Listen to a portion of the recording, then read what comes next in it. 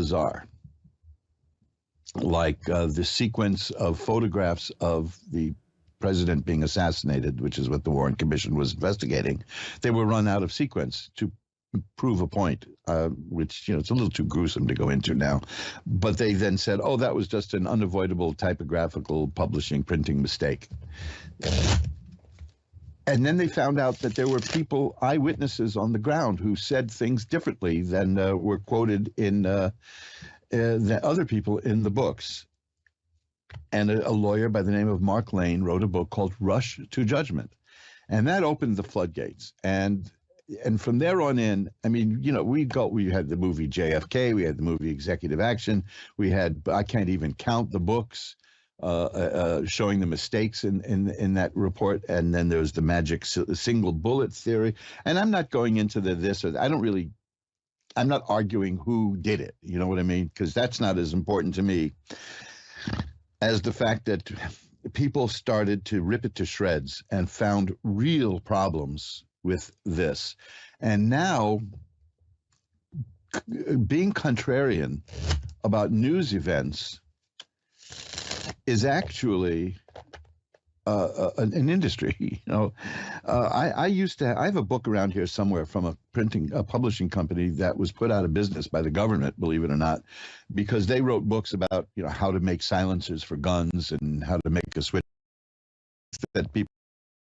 And one of the spot scam until it's a hand the book in his and come like hell. Nobody.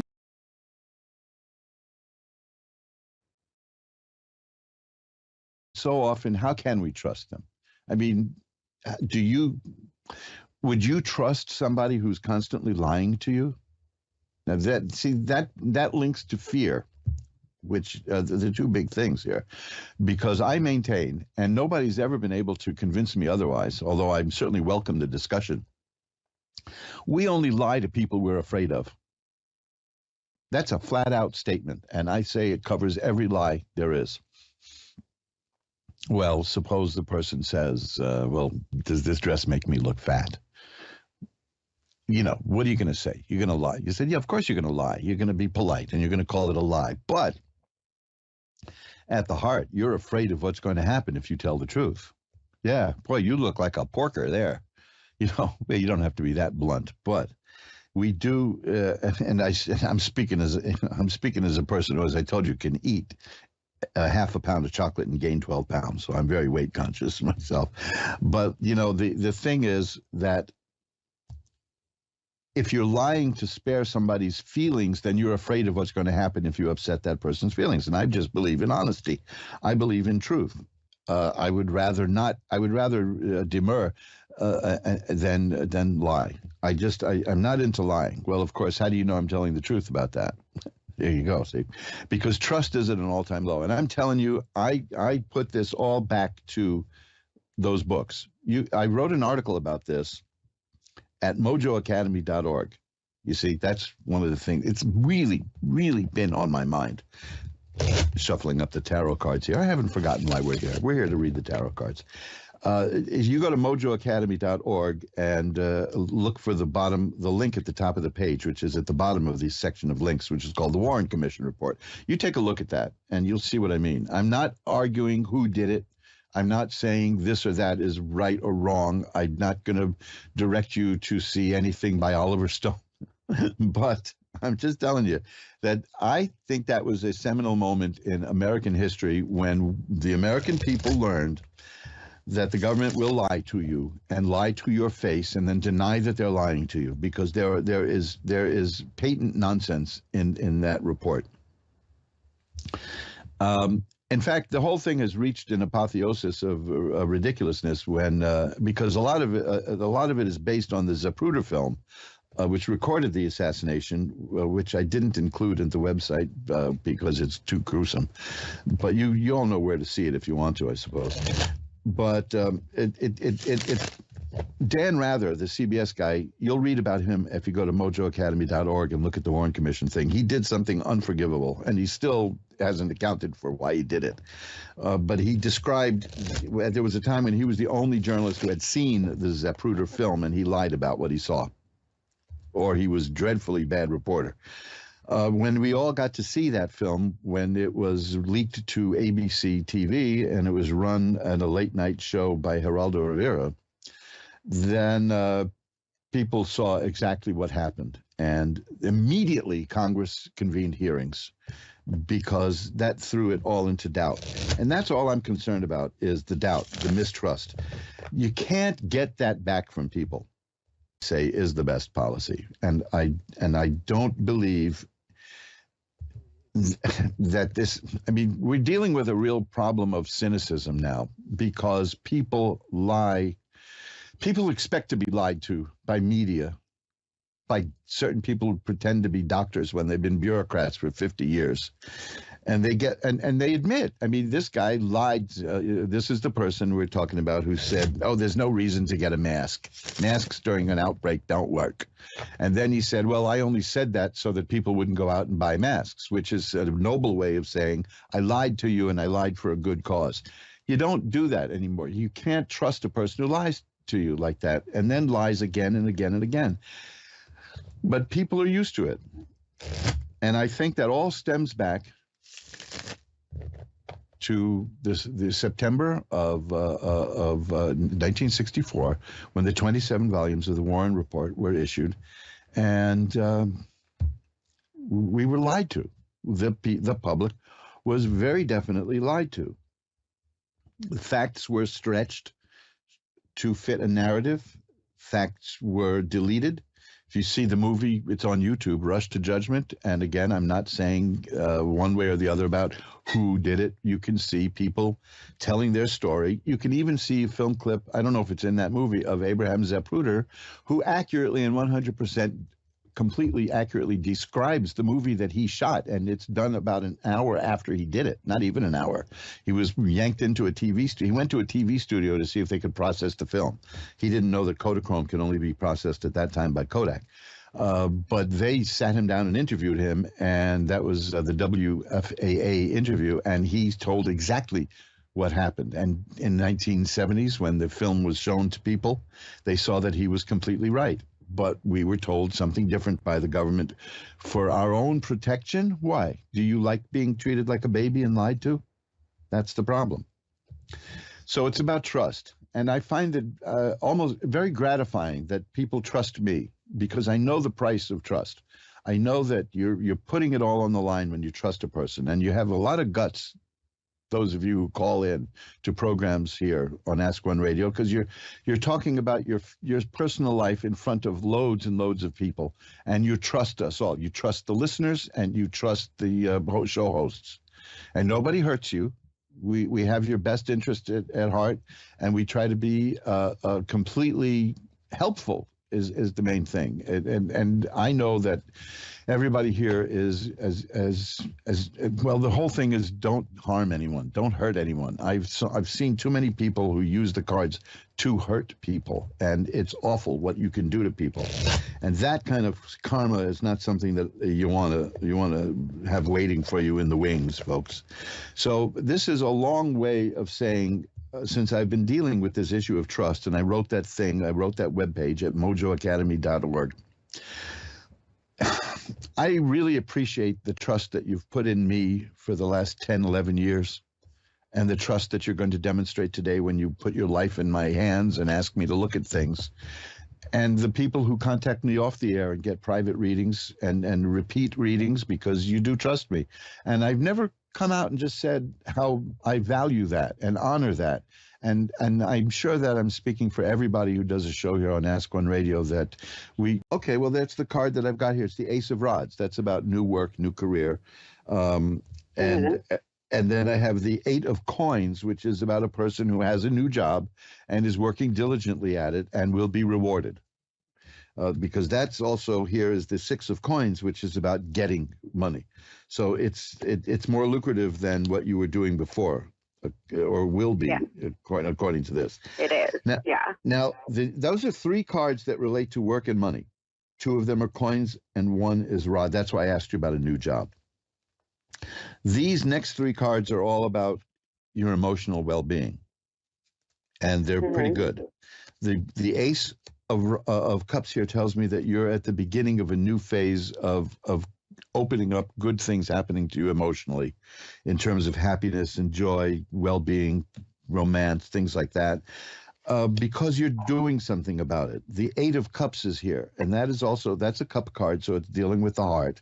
The Eight of Cups is about a person who is moving away from things in her life that are not working and moving towards things that are working. And that is a very positive action, and that's why all new things good are coming your way. The Four of Cups is here, which tells me that you're going to be getting something, an offer. It could be a friendship, it could be a romance, it could be a romantic involvement that you're already in, reaching a new level. The thing is that it's going to come and it's going to take you a bit by surprise, but it's there and it's happening. You just don't see it yet. So money, work, and emotional well-being are all working in your favor. And I'm sorry that we had a little technical glitch there, but we're going to blame the phone company on that one. Can you do that still? There is no such thing as the phone company anymore, right? Geez, that shows you how old I am. Like when when the president said you should keep a record player on at night, that made sense to me. That's and to me, the record player I have here, I have to use a crank to wind it up to get it playing. So there you go.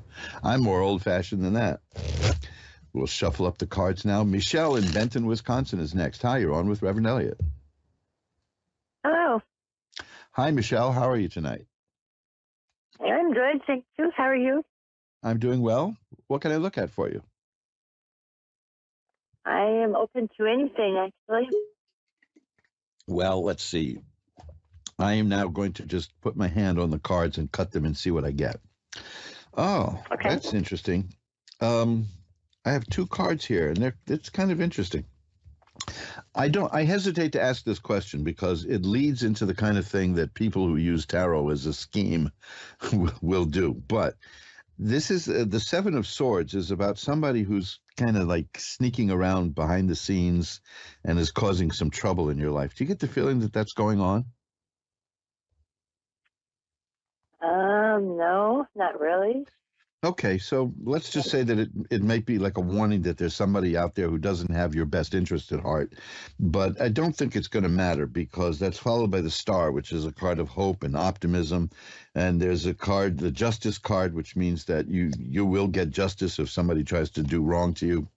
Um, just that there's somebody out there who you might want to be a little leery of.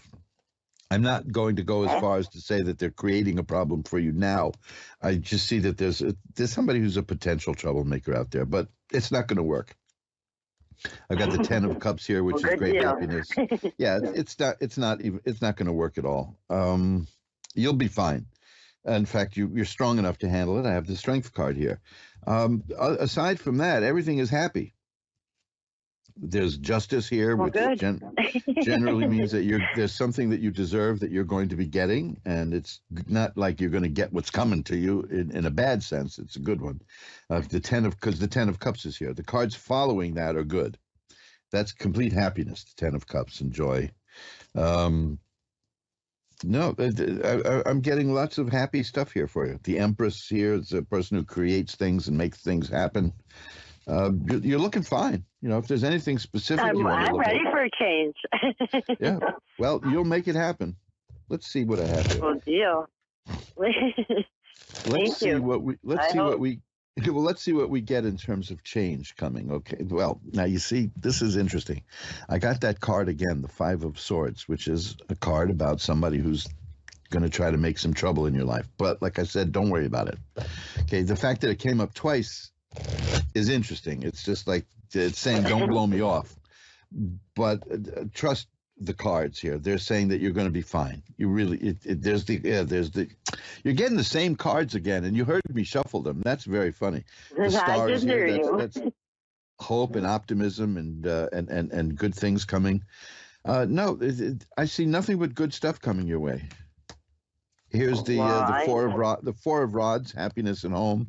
There's cards that indicate that here's the tower struck by lightning, and that's a card of change. There's good money cards here. You got a very dull, happy future here that I see. Nothing bad at all. Um, you know Right. something. This is why it's interesting that there's somebody you're going to do very well. Okay, in terms of things you want in life. There's a period of change coming, and it's going to be very good for you. That's what I'm seeing here. You're going to be putting bad stuff that you don't like behind you, and you're going to move forward and get things done. Now, that to me explains that Five of Swords card, because when we start improving ourselves and when we start getting things that other people don't have, somebody's going to be dissatisfied and unhappy about it. But because I found that the surest way to lose friends is to improve yourself and change. You know, you're so different now. What happened to you? You're not so much fun anymore. You know, but you'll get new friends. But you're going to be fine. I got the Four of Rods, happy home again. There's that card again, the Five of Swords. That's three times. So it's not, like I said, it's nothing to be worried about. I want you to be very. Just I want you. keep my eye open.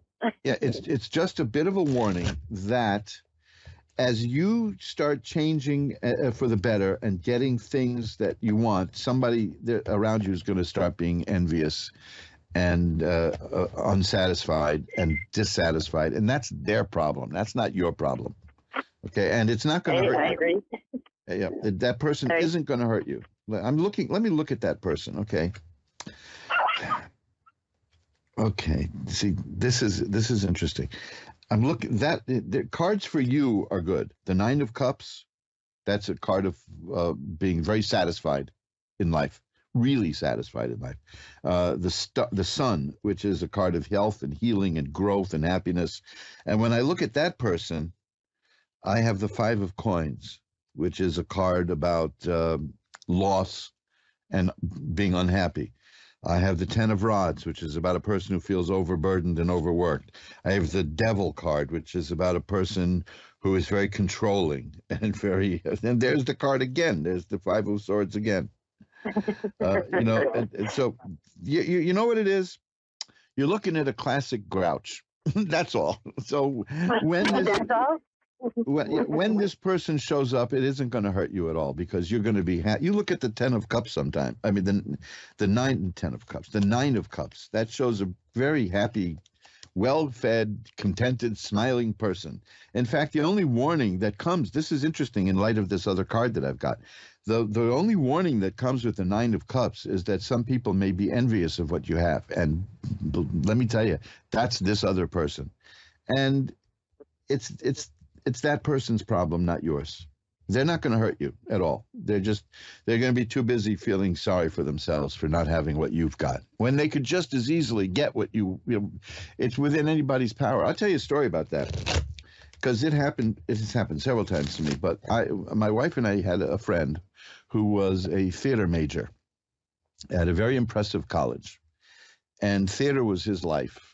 And I wasn't a theater major, and theater wasn't my life. And some people who were familiar with me thought that I would be the perfect person to write a play that they were producing. And I said, okay, fine. And we signed the contracts and got the job. And my wife mentioned it to this friend casually, and he was upset. He was furious. Well, you don't have any training in writing a play. And I said, well, I don't care. They're the professionals. They're the ones who think that I can do it. So who am I to say no? And it paid me very well, But you know something? We have this. This was back in the 90s. Him since then, and that's the kind of person. That's what I'm talking about here. I'm not talking about. We don't need those people anyhow. We don't need those kind of people. let them take themselves out of our life because Right. I agree with that. let's forget that because that's what we're talking about, which is you're going to be doing very well, and it's going to be through your work, and nobody has a right to appropriate that for themselves because it's not your responsibility to make them happy. Yeah, and when you come down to it, you can't do that. That's one of the biggest mistakes I think people make anyway, which is to get into a relationship because they want to make somebody happy. Right. It's you're happy or you're not, and the key is, can you be miserable together? If you know what I mean. Look, I don't have to. I don't want to dwell on me here, but my wife and I have had the last few years have been pretty horrible, but we're fine. I mean, she had an accident that's pretty much You're going to have crippled her. good with bad. Right. We said for better or worse, right? She had an accident that's pretty much Right. crippled her. I've lost the sight in one eye, and I'm not doing well in the other eye. These are things, but we're together, and we help each other, and we do what we can for each other, and we see the doctors when we need Growing to. old together. Yeah, exactly. But you see, this whole thing about the happiness, you're going to have it, and it's going to bother somebody. There's one person who it's going to bother, and you're right, that person is going to self-censor and take him or herself out of your life, and you don't need that person anyway. I agree. How about my love life? When is that going to be? Let's see. Speaking of people, get rid of those bad. Have you recently had a relationship that didn't work? Yeah. Because I've got a card here I've got two cards here that are very sad, and they tend to be about relationships. The Three of Swords shows a heart pierced by swords, and the Nine of Swords shows an unhappy person. But the next thing here I've got is the Ten of Cups, which is great happiness and justice, the Justice card again. So you're going to be fine. Something new is coming your way. I've got the Ace of Rods here. That's going to be new. I've got the Page of Cups. So there is going to be some romance coming your way. The Page of Cups especially says that. And that's not theoretical. The Page of Cups, the Ace of Cups would be more theoretical. The Page of Cups means it's here. So you're going to meet somebody, and it'll be good. Okay? Oh, good. Okay, thank you. You got a bright future here, and I'm sorry that this other person won't be willing or able to share it with you, but that's their loss, right? That's their loss, not yours. So, yeah, I don't want them kind of people anyhow. You got it. I've had enough of that. Yep. From what I see, yes, because there was a period of sadness here, but it's over, and there's good stuff coming. So enjoy it, because it's going to be very good. Oh, you don't need to try. You're going to be doing just fine. Okay? Okay, thank you very much. My pleasure. Thanks for calling. Bye-bye now. And you're listening to Reverend Elliot's Magical Window. This is me, Reverend Elliot, and the Magical Window is the tarot cards. Where is the tarot cards, or are the tarot cards? I'm mixing things here. The Magical Window is the tarot cards. That kind of makes sense. The Magical Window are the tarot. No, the Magical Window be the tarot cards. No, that doesn't. I'll just change the name of the darn show. What can I tell you? You're listening to Reverend Elliot's Magical Window, the pompously named, meaningless named program, where we look through the magical window of the tarot so that we can see around the corner of life and to see what's coming at us, to see what's happening, to see what's the word I'm looking for. To see what life holds for us. You see, this was a perfect example about not just looking at the future, but looking at the people around us, this past call. It's sad. There is somebody there. That card came up 3 times in that reading. There was somebody in that person's life who is going to be a real sourpuss. And that's fine. You can't control that. There's nothing you can do. I suppose at certain points in life, I was the sourpuss. I'm not going to cast the first stone, as they say. I'm sure there are loads of people who could tell you terrible stories about being involved with me. But, hey, don't believe a word of them. Remember what I said about trust? You can trust me, baby. How many times would you really, does anybody really trust somebody who says you can trust me? Does anyone really do that? Is that a thing? Do people still say trust me on this? Or, I mean, outside of politicians, do politicians even say trust me? Because they don't mean what they're saying. I mean, we've become so inured to that. Just trust me. If some politician kept his or her word, I think we'd all just collapse, or we'd declare a national holiday. I agree with something Christopher Hitchens once said. It was very profound. He doesn't trust. In fact, he did use the word trust. He said he doesn't trust people who run for office out of personal therapeutic reasons. For instance, there's somebody who recently ran for office because he said that if he could get this job, it would erase childhood trauma. Now, that's not very good reason to run for office, and it won't even be effective, because whatever you consider childhood trauma when you're over 60 years old, if you still got it, you ain't going to get rid of it by being elected to office. There are people who just feel, I promised my mommy I'd be president, and I'm not letting my mommy down. That kind of stuff is pretty weird to hear from people in their 70s. You know what's even stranger to me is when I hear people in their 70s say, what we need is the adult in the room. We need an adult in the room. What kind of talk is that? Are you 12? Do you really, you be the adult in your own life. It's fun. I deal with people now and then who tell me what they really hate about life is not being a child anymore. And I said, what is it about being a child that appealed to you that you can't do now on steroids? You have so much freedom now. As a child, you had these people who were 9 feet tall, it looked like, people towering over you saying, you can't do that. Don't do this. Don't do that. This is wrong. Stop that. Sit up straight. You know what I mean? So I don't know. I was so eager to be an adult that when I was a little kid, I used to put talcum powder in my hair to make sure it was gray. See what I looked like with gray hair. I have not regretted a moment of adultness. I've never said I want to go back to being a child, because all the fun I had as a kid I can still have, and there are other pleasures too. Sandra in Spring, Texas is next. Hi, you're on with Reverend Elliott. Hi, how you doing? I'm doing well. How are you tonight? I am great. Beautiful. I was calling to see what does my life look like maybe the next 6 months, from career choice, finances, relationships, all that good stuff. Okay, well, let's see what we got. Put a few cards out here. This is coming up a lot with people. I've got several cards here that are aces, and aces are beginnings, and that's good. That's new. That's nice stuff. There's the Two of Coins is here. That doesn't indicate money troubles, but it indicates a person who knows how to handle money and can juggle money and you're good with making money work and stretching a dollar, and you're conscious of where your money goes.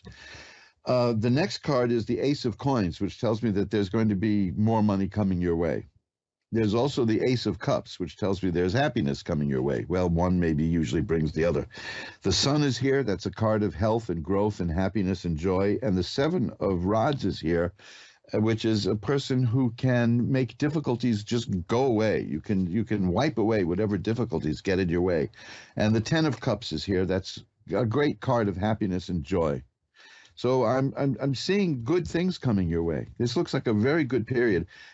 New things are going to happen in terms of your emotional life and your financial life, and the new things that happen will be good. See, that's the thing I learned long ago when doing readings, and you learn this pretty darn fast, is when you tell people there's change coming, you better be able to quickly tell them whether it's good change or bad change. Because when you tell most people that change is coming, they say, great, is it good? Then it dawns on them. So I always look at the cards first. And yes, there's good stuff coming your way in terms of money. There's good stuff coming your way in terms of emotional well-being and happiness and joy. And any difficulties are going to be minor. You'll be able to sweep them away. I just see the message in this reading overall is happiness and joy. And that's what I see for the next few months coming. So that's good. Huh? Oh, Honor. That sounds great to me. That sounds great. That sounds great. And I was listening to you earlier, and you were talking about how you went to the doctor and you were smoking your cigarettes, and you did non-filter. My dad smoked non-filter, so I'm sure he felt your pain. Yeah. Well, you know, I did it out of a silly thing. I worked for a marketing company, and I had made a mistake in one of the accounts, and I knew I was going to get chewed out at the next business meeting that we had at the office. And everybody in Mhm. those days was smoking low tar cigarettes, like Carlton, and I don't remember the other names, but they were low tar cigarettes, and they were just like cigarettes that were mild. And I got a pack of unfiltered Lucky Strikes, and I figured Oh, I'm gonna smoke these at the meeting just to intimidate them, and I did, and it startled them, and it started a love affair, which cost me my breath for a while, but I enjoyed it, but I got over. I know I had to quit. Getting older is not for kids, that's for sure.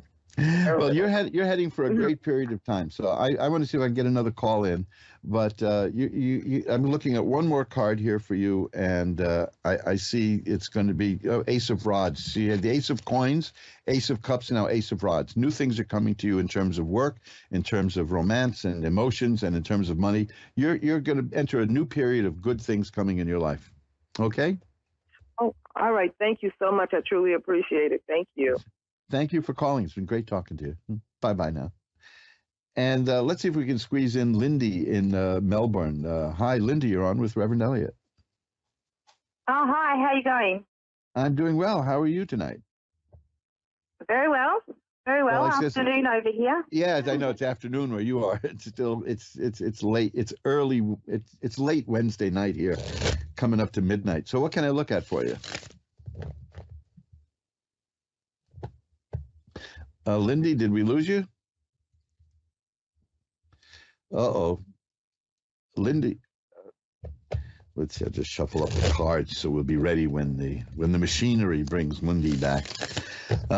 This time travel, right? I'm actually here just before midnight speaking to somebody in tomorrow afternoon. So that's time travel, right? To remember, like I said, you can check out if you don't get through. Well, obviously the show is winding down, so if you didn't get a chance to get through tonight, you can drop me an email at asktarot@earthlink.net, and I'll be happy to pull a few cards for you on the house. And let's go to Lindy now. Lindy, you back? Yeah, I don't know what happened. Yeah, well, I'm back though. So anyway, what can I look at for you now? Well, I have just put my house on the market, so I'm wondering if you could tell me whether I should take the first offer I get or whether I should, maybe hold out a bit. Well, that's not the kind of thing that I particularly That's what you like. That's not the kind of thing Okay. I particularly like to do with cards. I'll tell you why. Because this is such a serious situation that I can't go that deep in it here. I can just All tell right. you Well, this. you just Let me. give me a card and we'll go with that. Well, I'll tell you this, though. The cards I have here show that you're going to be very successful at selling the house.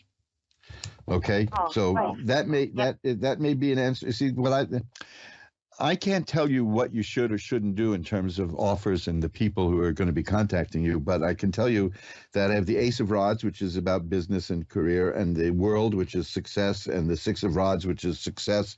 And I'm telling you, these are very successful and happy cards. So it looks to me that whatever decision you you're going to do very well with this sale.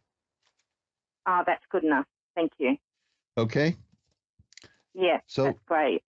great. So these are very positive cards. So you listen to listen to your own instincts, and check with the professionals and see what you get. Okay.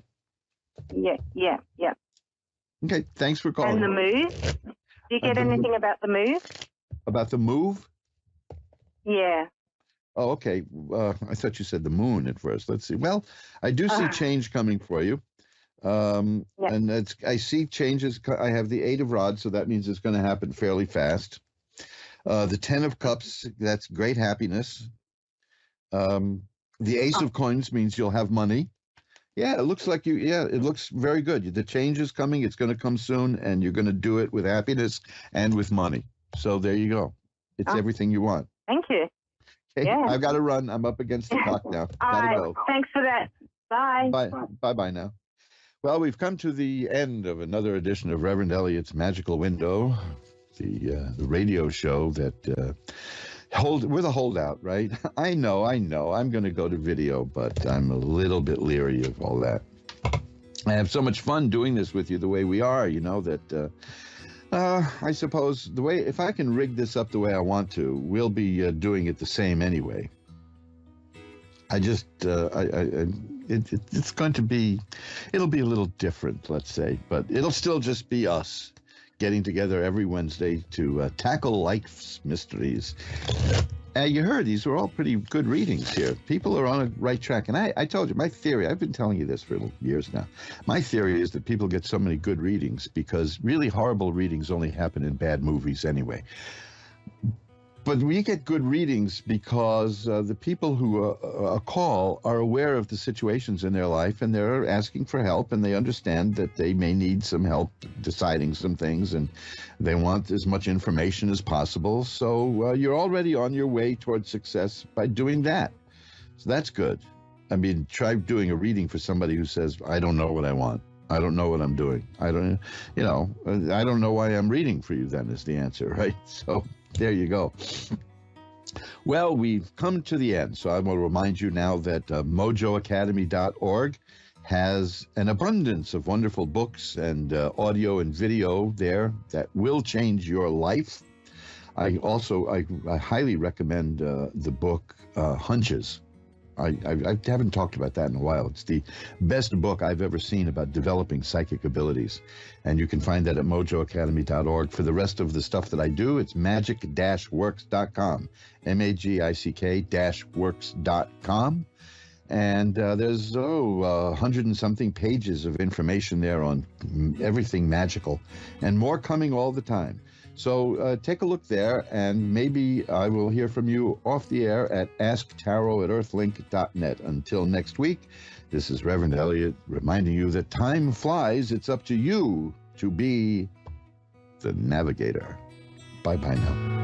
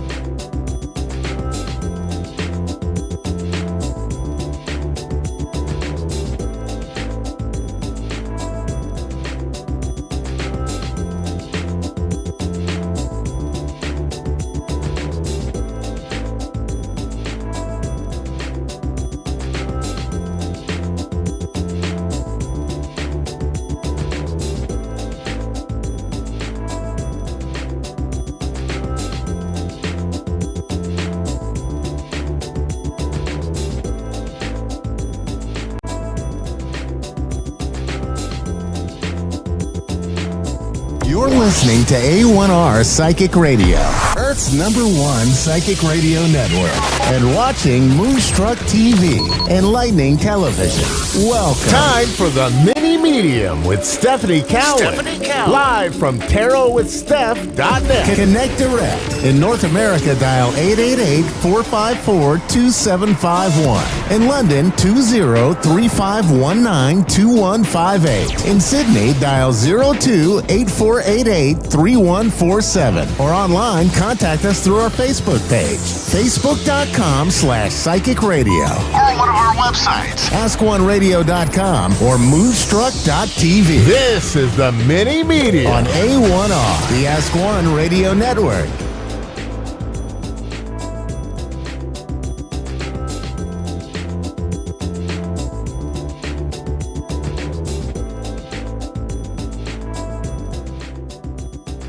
All right. Well, hello, friends. Happy Wednesday. Happy Hump Day. And your mini medium on the A1R Psychic Radio and the beautiful Moonstruck TV. And I am very looking forward to spring. If you can't tell, if you're watching on the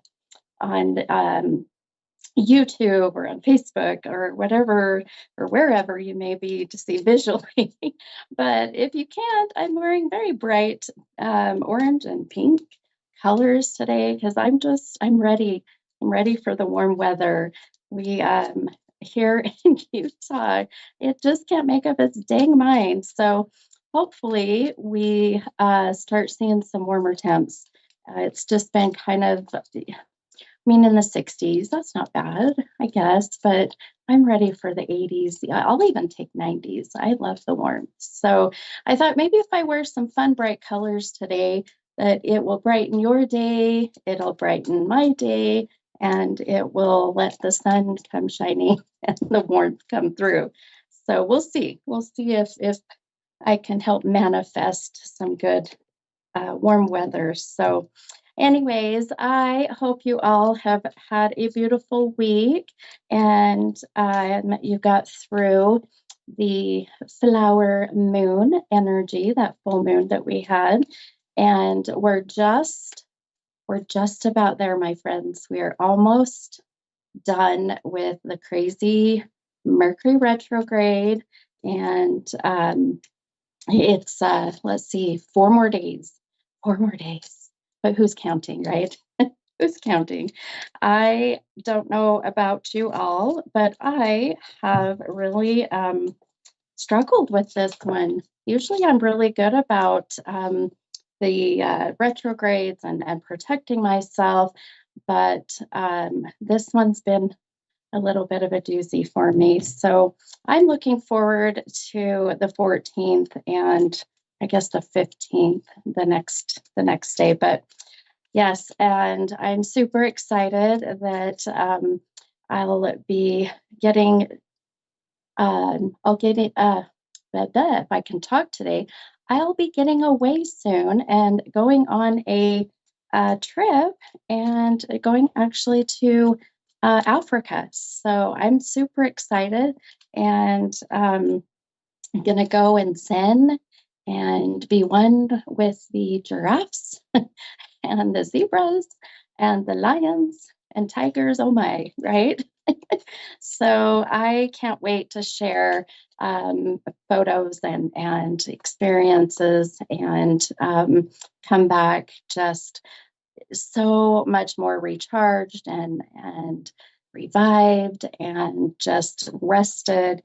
Because seriously, what I want to do is to get a book, like an actual physical hardback book in my hands and sit and read. I have not read a book and I can't tell you how long. So my life is crazy. It is very busy and I just feel like I'm just go. So it'll be nice to just chill and relax and just enjoy the peace and quiet for some time. So that'll be here in a little bit. But in the meantime, I will be here on your A1R Psychic Radio Wednesday nights at 6 p.m. Mountain Time. And I will still be, if you follow me on my Facebook page as Stephanie's Tarot Readings, I'll be there doing free readings every Wednesday night about 7:45 p.m. Mountain Time. So I'll still be around. And I really was thinking, how cool would it be if I could make it work to go live in Africa? And maybe, I don't know, we'll have to see how that works. So I don't have much technical background, I guess. So I don't know how all that can work and if it can work. But boy, if it can work, I can't wait. It'll be nice to share the beautiful sunsets that I have heard are just gorgeous in Africa. So yeah, super excited. But anyway, I thought, I'm sitting here trying to talk and count. It's like walking and chewing gum at the same time.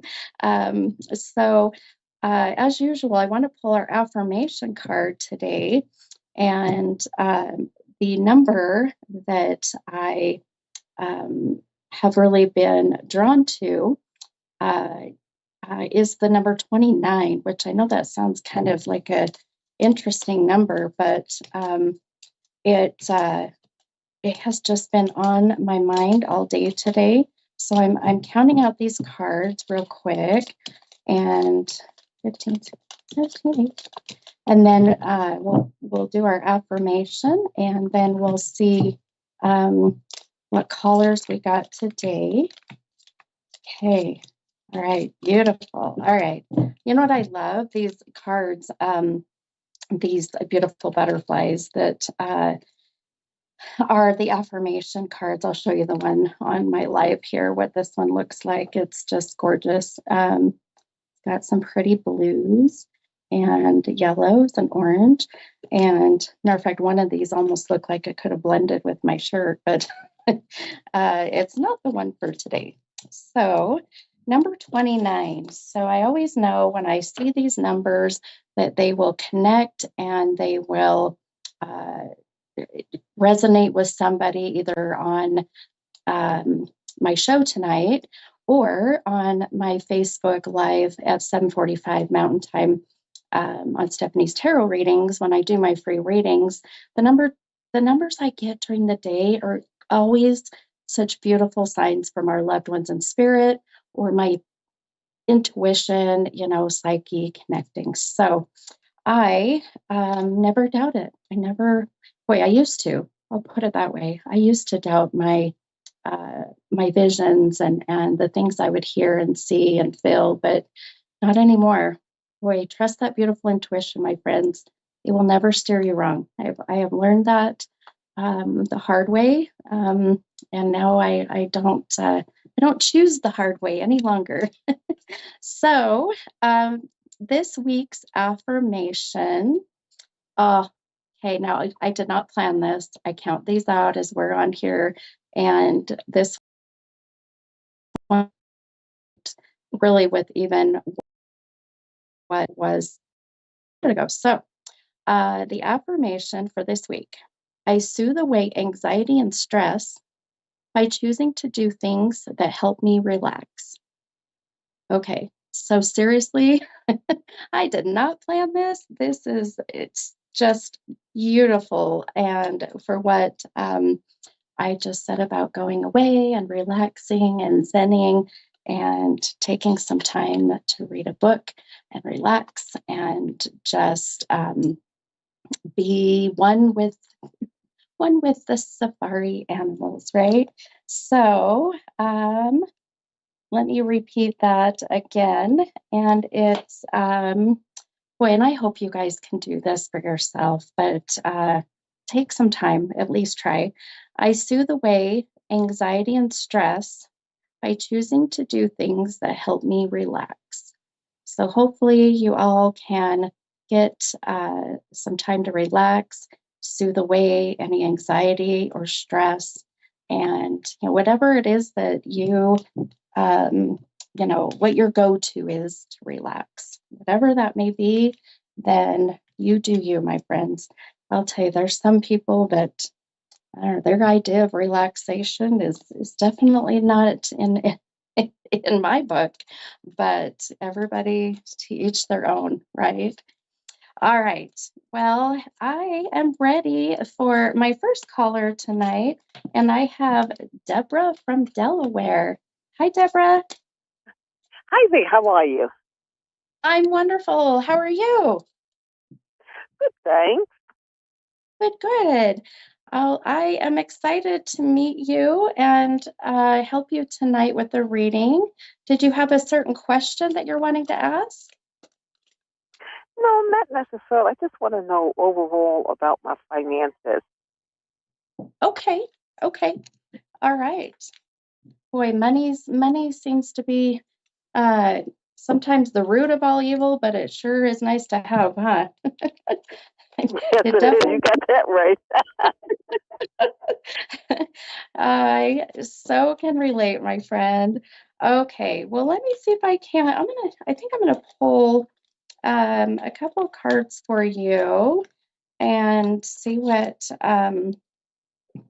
maybe what our beautiful spirit guides can tell us and uh, really guide. Sometimes I use the cards to guide me a little bit, but ultimately I really like to just trust in my gifts, as my abilities. And so but That's a it beautiful doesn't thing. have. Yes, it is. Yes, thank you. Yeah, I always say it doesn't hurt. We all need a little bit of direction and guidance once in a while. So in every That's aspect. fine. Um, so I pulled a couple cards, and I love what I'm saying already for you. Um, and I know finances, boy, literally, Deborah, the affirmation I read today, where it's saying, I'm soothing away my anxiety and stress by doing the things that help me relax. And I mean, it's sometimes I think we have to have money to be able to do things to relax, and but not always. Not always. I feel like, sometimes I just love to just take a moment and take a hot bath and shut the lights out and just, and check out for the moment. And I think that takes me all but maybe $5 of a bag of Epsom salts. Right, Super. exactly. Which is excellent. I need to do that, Yes, you should. Absolutely. And, sometimes that just checking out for a moment can really help us get centered and focused and grounded to where we can start to really think, okay, what's next? What's my game plan? And that's kind of where I'm heading with your reading too, is I feel, with finances, with money for you, the two cards I pulled, by the way, one is the moon card, which I love the moon card. The moon is, very, very powerful. The energy that we get from the moon is just magical. And then the other card I pulled for you is the 10 of coins. And here we got a coin, and a coin, represents money or something of value to you. And now that particular card did come out of my deck reversed, so upside down. Now, this doesn't mean anything bad, because I feel like when we hear about something being upside down, it's like, oh crap, my life's upside down, right? My coins are falling out of my pocket, type thing. But what I love, what I see financially for you moving forward, I just kind of back up for a moment here. I did pull cards from my tarot deck, and that your chakras are really those, you have 7 of them, and they are within your body, and they are what I call kind of your rechargeable batteries, per se. And one of the cards, this 10 of coins, is yellow, and your particular chakra that is yellow is your solar plexus, which is right at your gut, your stomach. Now, if you think about it, when everybody says, trust your gut, when they say, Deborah, trust your gut, or you tell yourself, dang it, Deborah, trust your gut, that's what that means. Because all of your confidence, all of your decisions, your center is right at that solar plexus. And being that this card is upside down really validates a little bit of what I was seeing for you. And it really has to do, Deborah, with trusting your gut.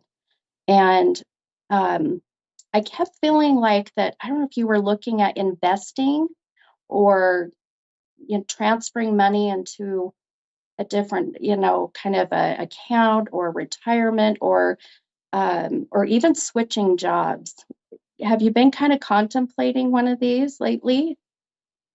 Okay, well, here's the story. I'm an investor, and so I'm thinking about selling some of my properties. I'm hoping, I hope you don't see any losses for me. And then I'm in the middle of going through a bankruptcy. Okay. Now, as far as switching jobs is concerned, once I finish working on the projects that I currently have, I have about 6 or 7 houses I need to do. I'm actually considering perhaps maybe going and start investing in Detroit. And then I also was thinking about to supplement my income, trying to find, me a work from home job. So it's a combination of everything going on. Gotcha. Okay. All right. Well, beautiful. Well, you just validated what I was seeing, the visions and some pretty big decisions coming up for sure, right? Yes. Yes. So really, first and foremost, I feel really listening and trusting your gut or your intuition is going to be very very important. And the second I feel is to not make any decisions based off of emotions or sometimes some people will just make decisions so abruptly and quickly and then go back and be like, oh my gosh, why didn't I think about it, and so and really no coincidence that I just literally was mentioning to take some time to relax, collect your thoughts and get things kind of in order, because I always say there's no coincidences in life. I don't believe in them. So there's a reason I even brought that up, because I really feel that there was a word reacting.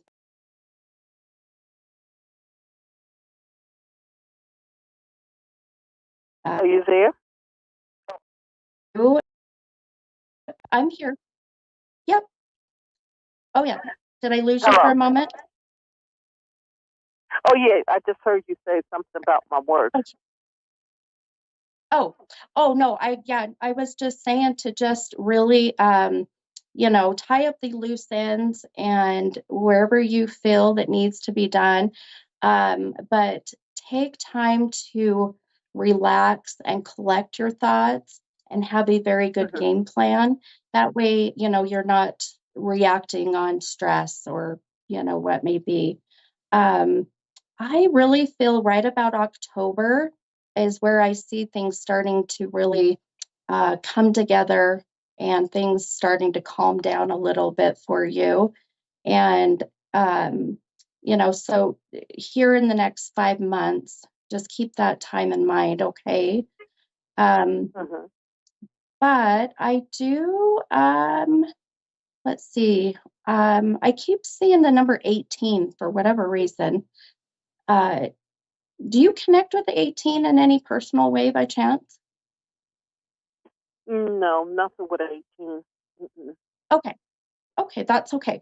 So for me, this is going out about 18 weeks, which 18 weeks puts us at about a little over 4 months. So really watch for about that September, October time to really see down with your finances and, with your properties, everything just kind of slowly coming together. But more importantly, Deborah, than anything, just trust that gut. Trust that gut. I'm telling you. I really even feel as I'm talking to you, you have a very beautiful intuition. So keep that in mind, okay? Yes. All right. Well, I hope that helped you, my friend. I know these are kind of quick and hopefully that just gave you some guidance for the future. But I wish you so much luck in your endeavors and in your future. And I appreciate you calling and chatting with me tonight. Thank you so much, and have a good evening. Thank you. You too. Bye-bye. Bye-bye. All right. All right, perfect. We got about maybe 6, 7 minutes, and I have Rebecca, and I love this, Rebecca from Italy, Texas. Hi, Rebecca. Yes. Hi, how are you? I'm good, hon. How are you? I'm doing good. Good. I love when I saw Italy and then Texas. Oh, yes. Very, very small town. Is it? Yeah, we have a Paris. Very. Yeah, we have a Paris, Utah. And so I always laugh and say if we're in Paris, it's not, it's a little town in Utah, but anyways, but well, I'm excited. I've got probably about 6-ish minutes for you here. What can I help you with? Okay. Well, I would say more like a love reading. I've been kind of juggling a relationship, if you'd say, or maybe a few months now, a little longer. Okay. Okay. All right. Yeah, absolutely. I'm gonna pull a couple cards for you and see if anything kind of really guides or helps us out a little bit. But um, now, tell me a couple things that I was seeing when you came on, and it's the minute your voice hits my ears and I start to tap into my gifts, I'll start getting visions. And one of the immediate visions I got when it comes to the current relationship that you are in. Now, did you say this has only been a couple months, this relationship? Well, we've known each other for our entire life. We kind of grew up in the same town, but we just recently, over the past year, became friends. Ah, gotcha. Okay, perfect. Okay.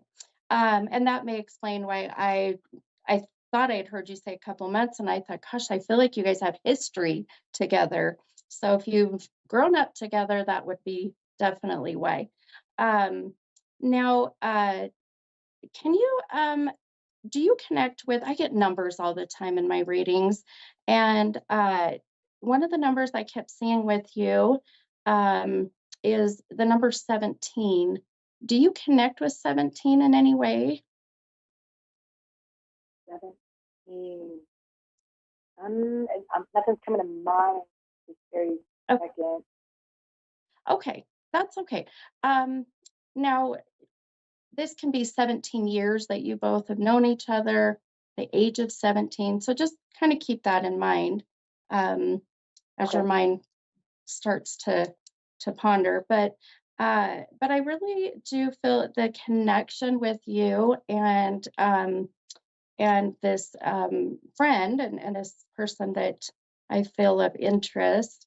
The I think the only main concern that I have about this relationship um, possibly not working out or not connecting, uh, I really feel is that the two of you are, I call it you're vibrating on different frequencies.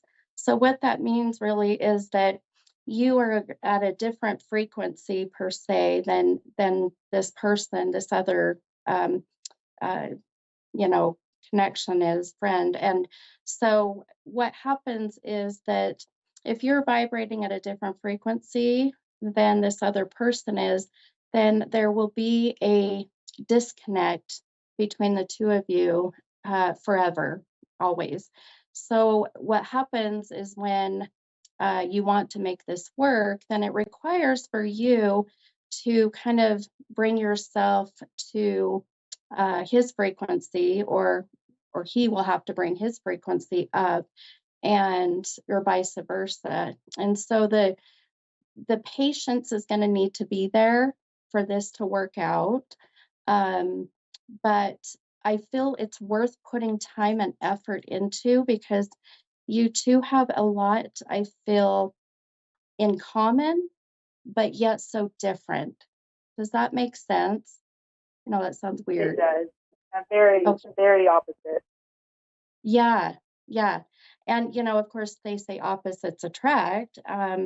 But sometimes even the fact that you have the opposite, connections and you're different people, sometimes also can cause that wedge between the two of you. And boy, I really feel one of you, I think this is you, my friend, feels to me that there has been some history of some pretty difficult heartbreak, that I feel you still have a protective barrier around that heart. So if that's the case, if this is you, then I say just be mindful of that, and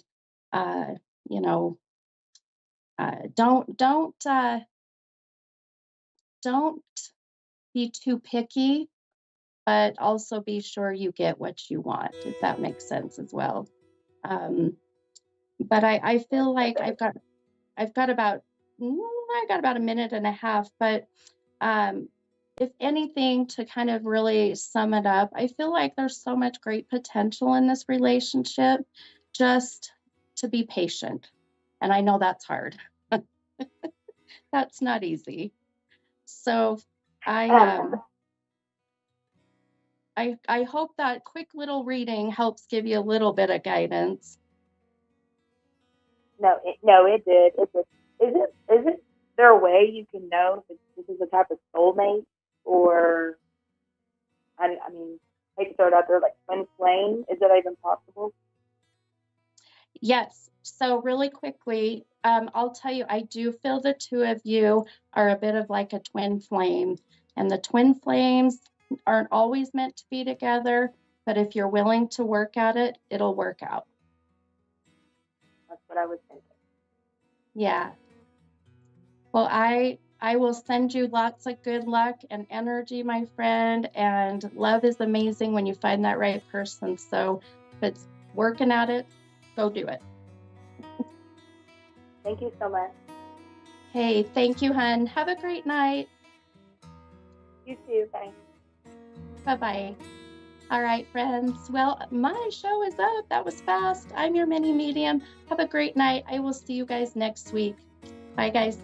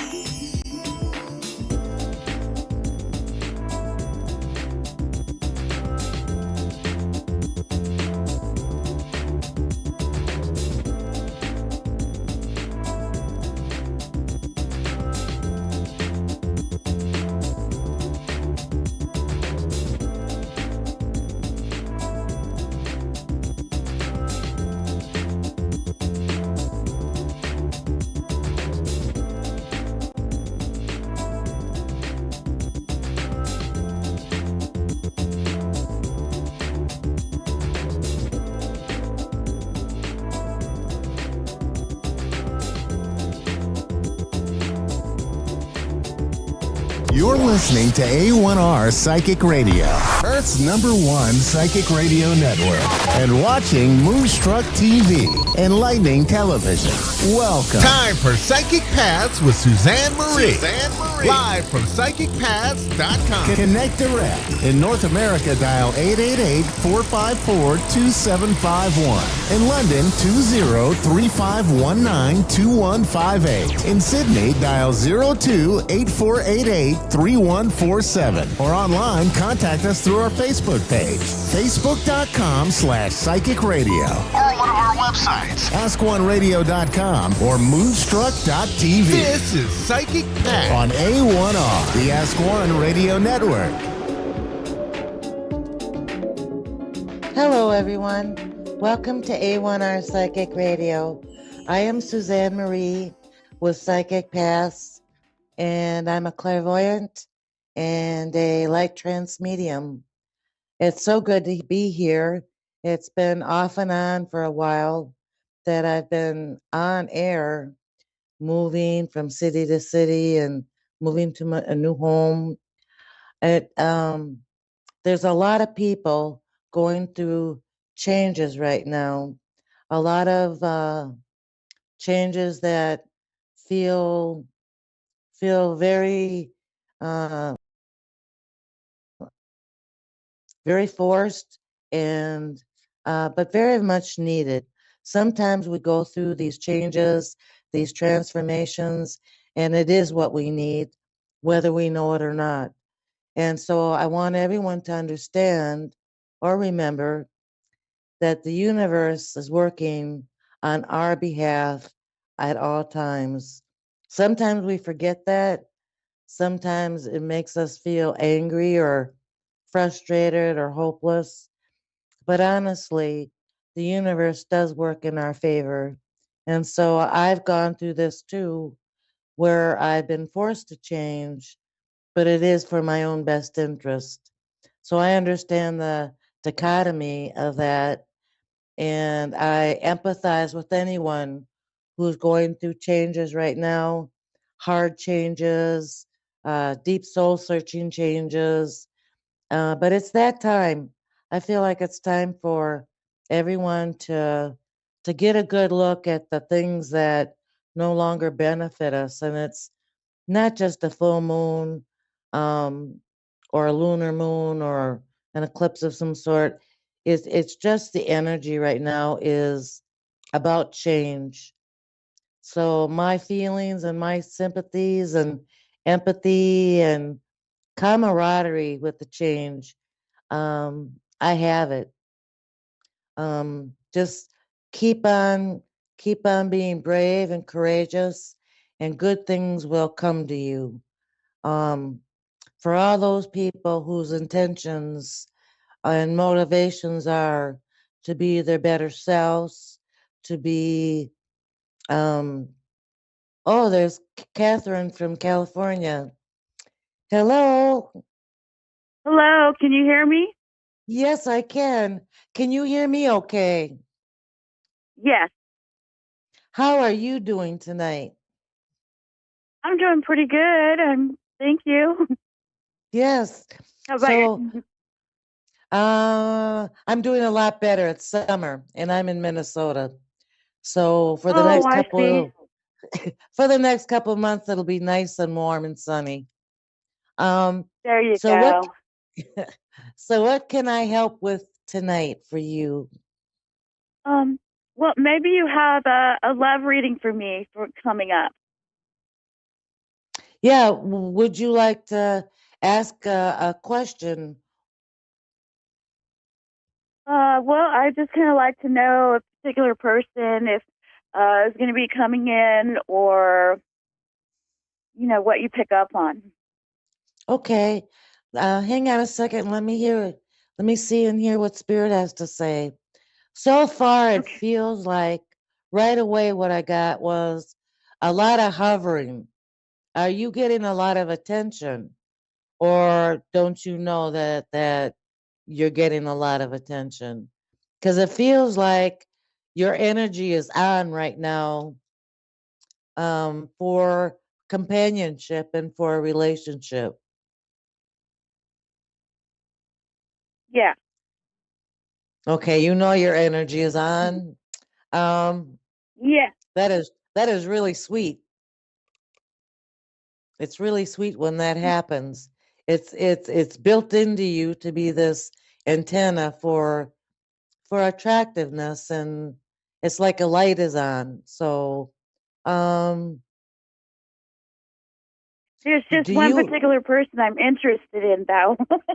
Yeah, that's what I see, and I was about to ask you about that. Um, I'm trying to get a good vision of him. From his energy, he's kind of introvert. I feel an introverted energy. I feel Hmm. a very serious thinker, thinking person. Um,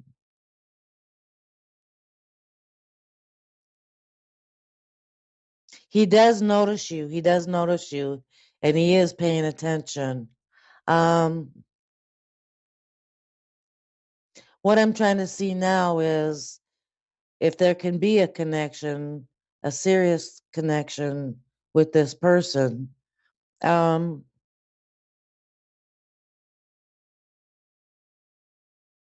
it feels like he's been hurt before. Um, and I know that he's been healed from it, but he's doing his best not to make the same mistake as he did before, but he's stopping at the gate instead of running to the through the gate to start a conversation and to start a relationship with you. He's a bit fearful Well, he because tried to. did did you say something to hurt his feelings? I just kind of put the stop. I kind of slowed it and probably stopped it because I had been hurt before too, and I was in the healing process. And I'm Okay. so much better now. It's been 2 years now. So yeah.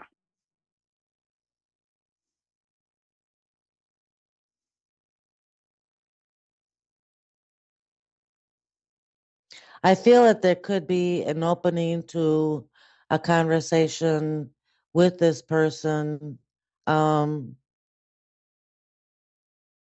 I'm looking at the environment.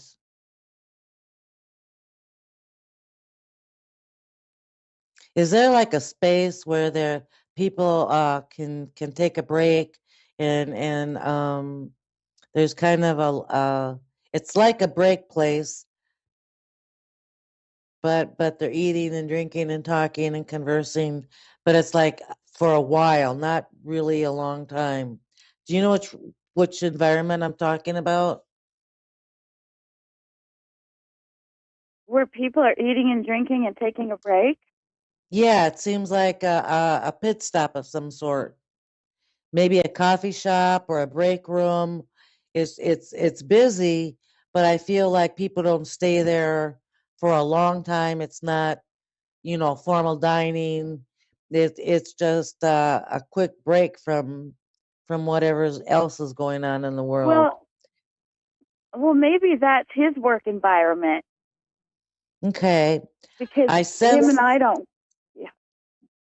I sense that there will be an opening to a communication, but I'm almost positive from what Spirit is saying that you will have to make the first call with that. You will have to open the door because he feels like if he starts anything with you, he's going to get, he's going to be told no again. And Well, this. mm, No, that is what I've Spirit is already, saying. I've already put. Yeah, I've already put work towards it. I mean, I've been courteous and have contacted him to see how he's doing, and but I never Well, get anything in return, and I just don't work that way. I feel like you've got a lot of attractive energy going around you, and I feel like you won't be bored this spring and this summer. I feel like you will have Mhm. suitors, you will have gentlemen that are interested in you, and I wouldn't stop for this fella because this fella is an introvert, and it feels like he's going to stay an introvert. Oh, there is a situation where you could open the door physically with him in face to face. But if you don't want to, then that's fine too. But I feel like he's an introvert and he's already feels like he's been shot down. He's already been hurt too. So my suggestion would be keep that beautiful sunny light that you have going on and just enjoy the fellas that you're attracting, because you're attracting some very good men, very decent men. And it might be that either your twin flame or your soulmate is going to be attracted to you this summer. And you will know that that. sounds. The one you were talking about sounds like the ex boyfriend that I had for years. That's who that sounds like. Doesn't sound like the new person. It sounds like the old person. It is new. What I'm seeing is new. Oh, okay. Because I feel like there's a buzz around you. This is, maybe it's just because you feel it. You feel good about yourself. You feel safe. You're being yourself. You're thinking of yourself, and that's very attractive. But I feel it's not an old person coming in. It's a new person coming in. And the ex you're talking about, it feels grady. It feels like you graded each other. It was intense and it was pleasurable for a while, and then it turned into just disliking each other, and then it just kind of fused out. But it's not coming back to you. That's not coming back to you. You will have a very good summer, and you're going to attract some really good men. So have fun with that. I would suggest, my advice would be have fun with the good energy that's coming towards you. Yeah, that sounds like good advice. Yeah, so thank you so much for allowing me to share. Do you have one more quick question? Well, it seems as though the person that I really wanted to get to know is the one that I'm being told to pass up. I'm not saying pass him up. I'm just saying if the communication opens and you don't take it, then there we go again. Then the situation isn't going to bloom. You have to open the door and let him know you're interested, or he's not going to do it. He won't open the door. So that sounds to me like not a good start. Well, that's what I get. And thank you so much for letting me share with you tonight. And you have a wonderful summer. Thank you for calling. Yeah. Thank you. Bye-bye. Bye-bye. Okay, everyone. Have a great week. I will see you next week. And be brave, and let's keep transforming into the wonderful people we are. All right. Bye-bye.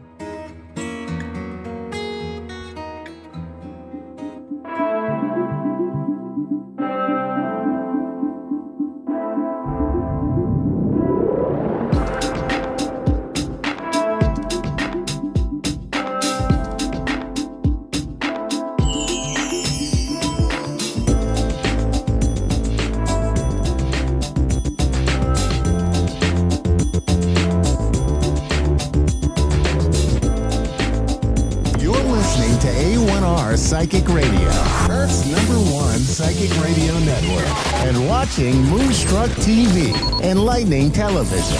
Welcome. Time for Sacred Insight with Andrea Baker.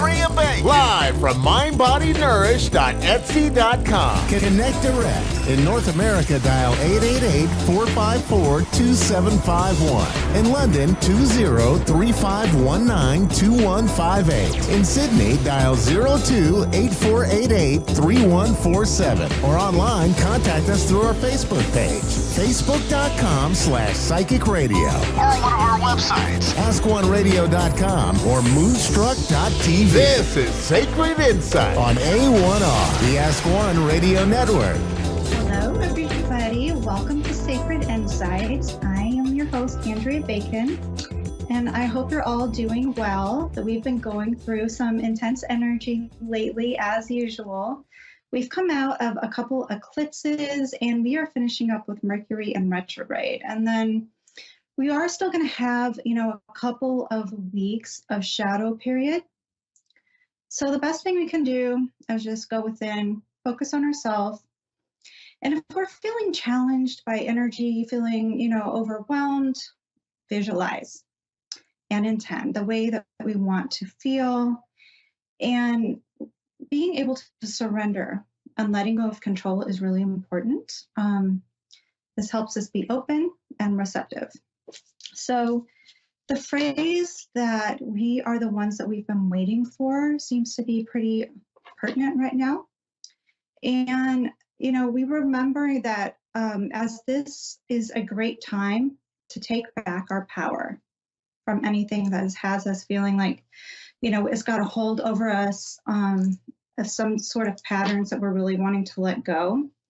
And it's a supportive energy right now to have this grassroots foundational shift, giving us a foundation, a stronger foundation of the things that we want to change. So it's important right now to release and surrender, as I was just saying, so that we can make room for change to happen in our lives.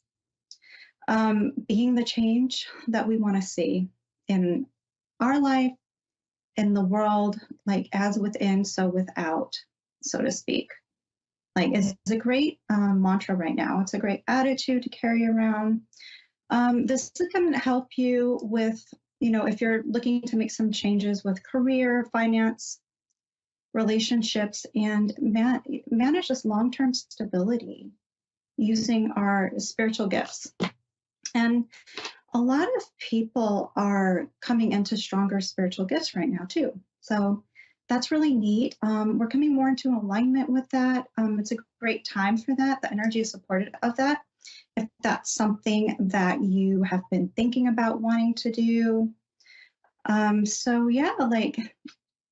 We're just being able to listen to our intuition more and getting more comfortable with that. And now we're going to have a caller, Tanya in North Carolina. Hi, Tanya. Hey.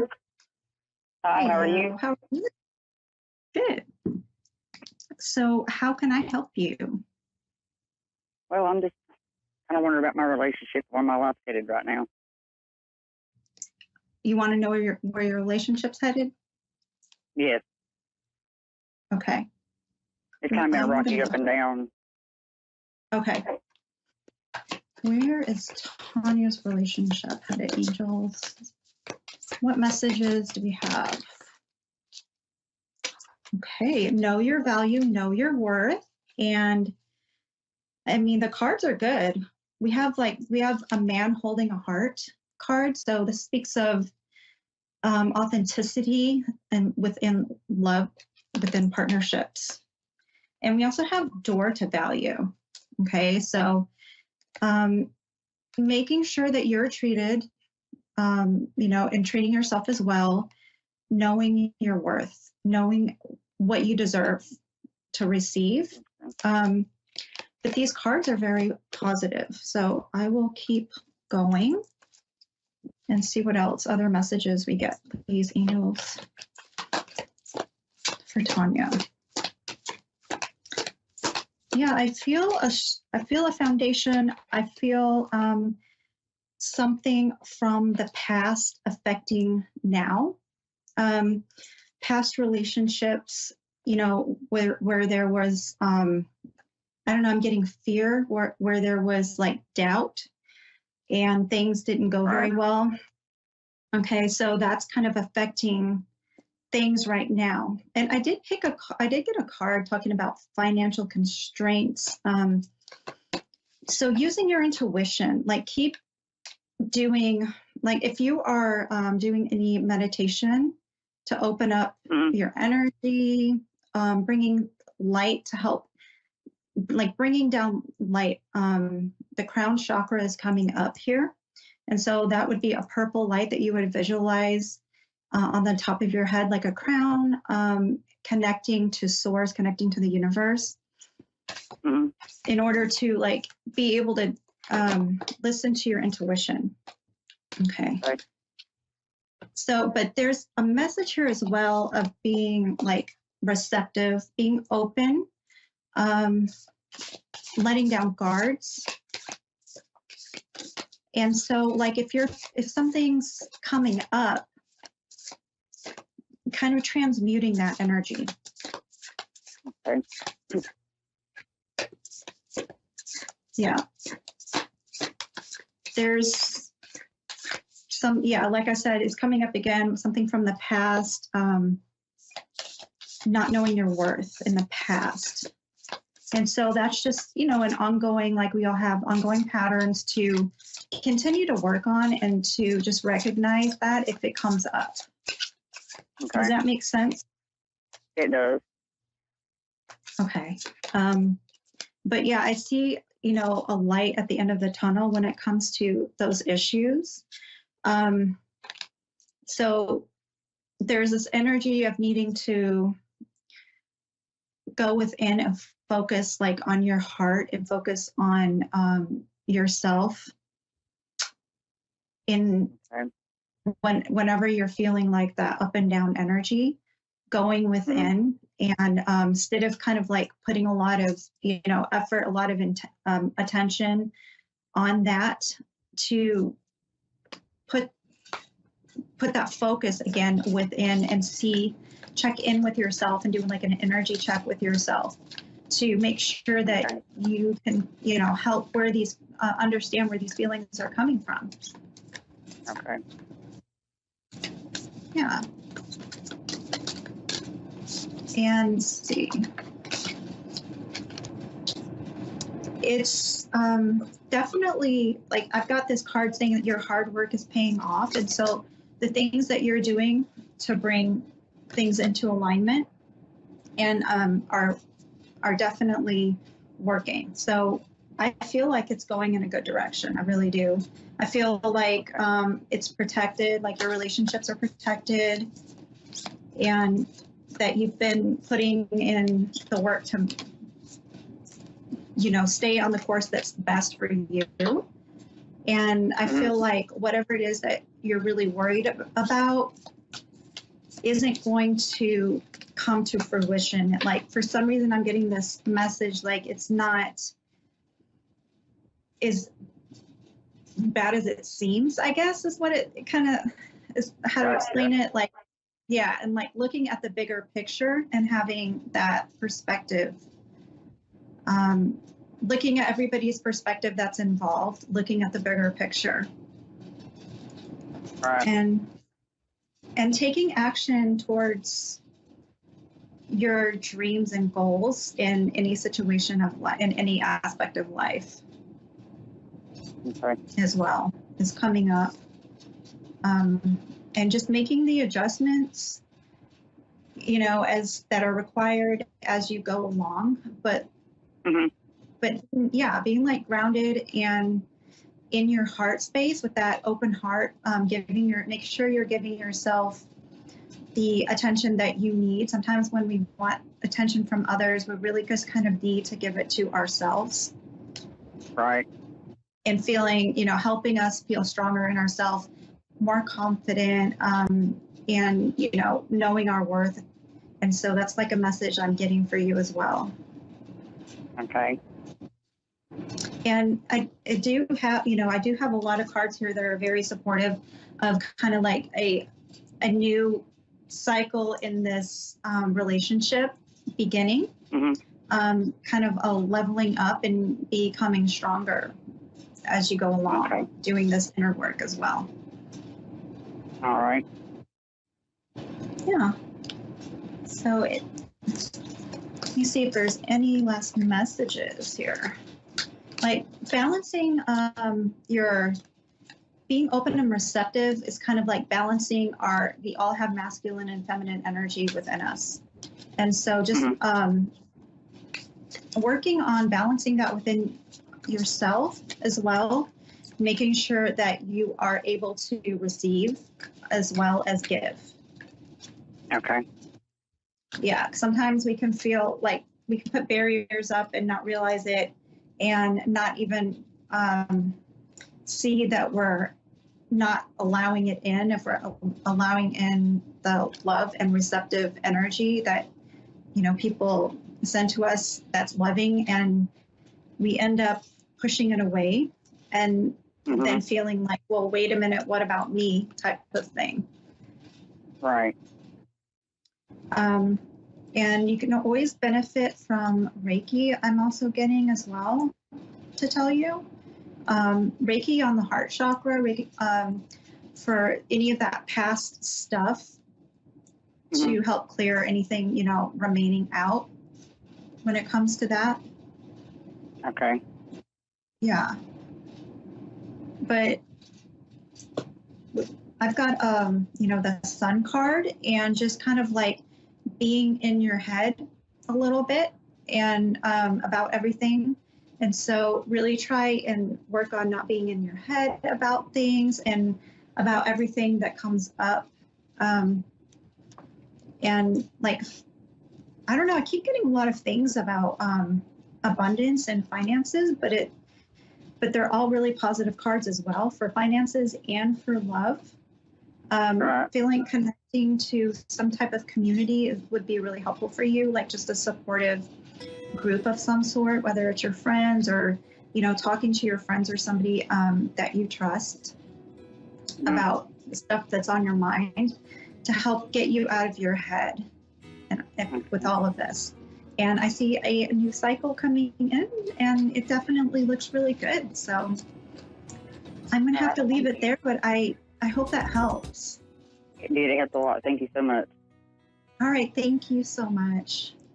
And that's going to do it for me, everybody. If you were interested in any of my products or services, it's on Mind, Body, Nourish on Etsy.com. And I also have a lot of videos that I post on TikTok, and that goes by Mind, Body, Nourish as well. So yeah, thank you so much for joining me. Have a wonderful week, and I look forward to seeing you really soon. And you can always check out my readings on Facebook, Medium Andrea Bacon. Right? And have a fantastic day. And remember just to like keep shining, keep intending and visualizing those positive outcomes when things come up for you.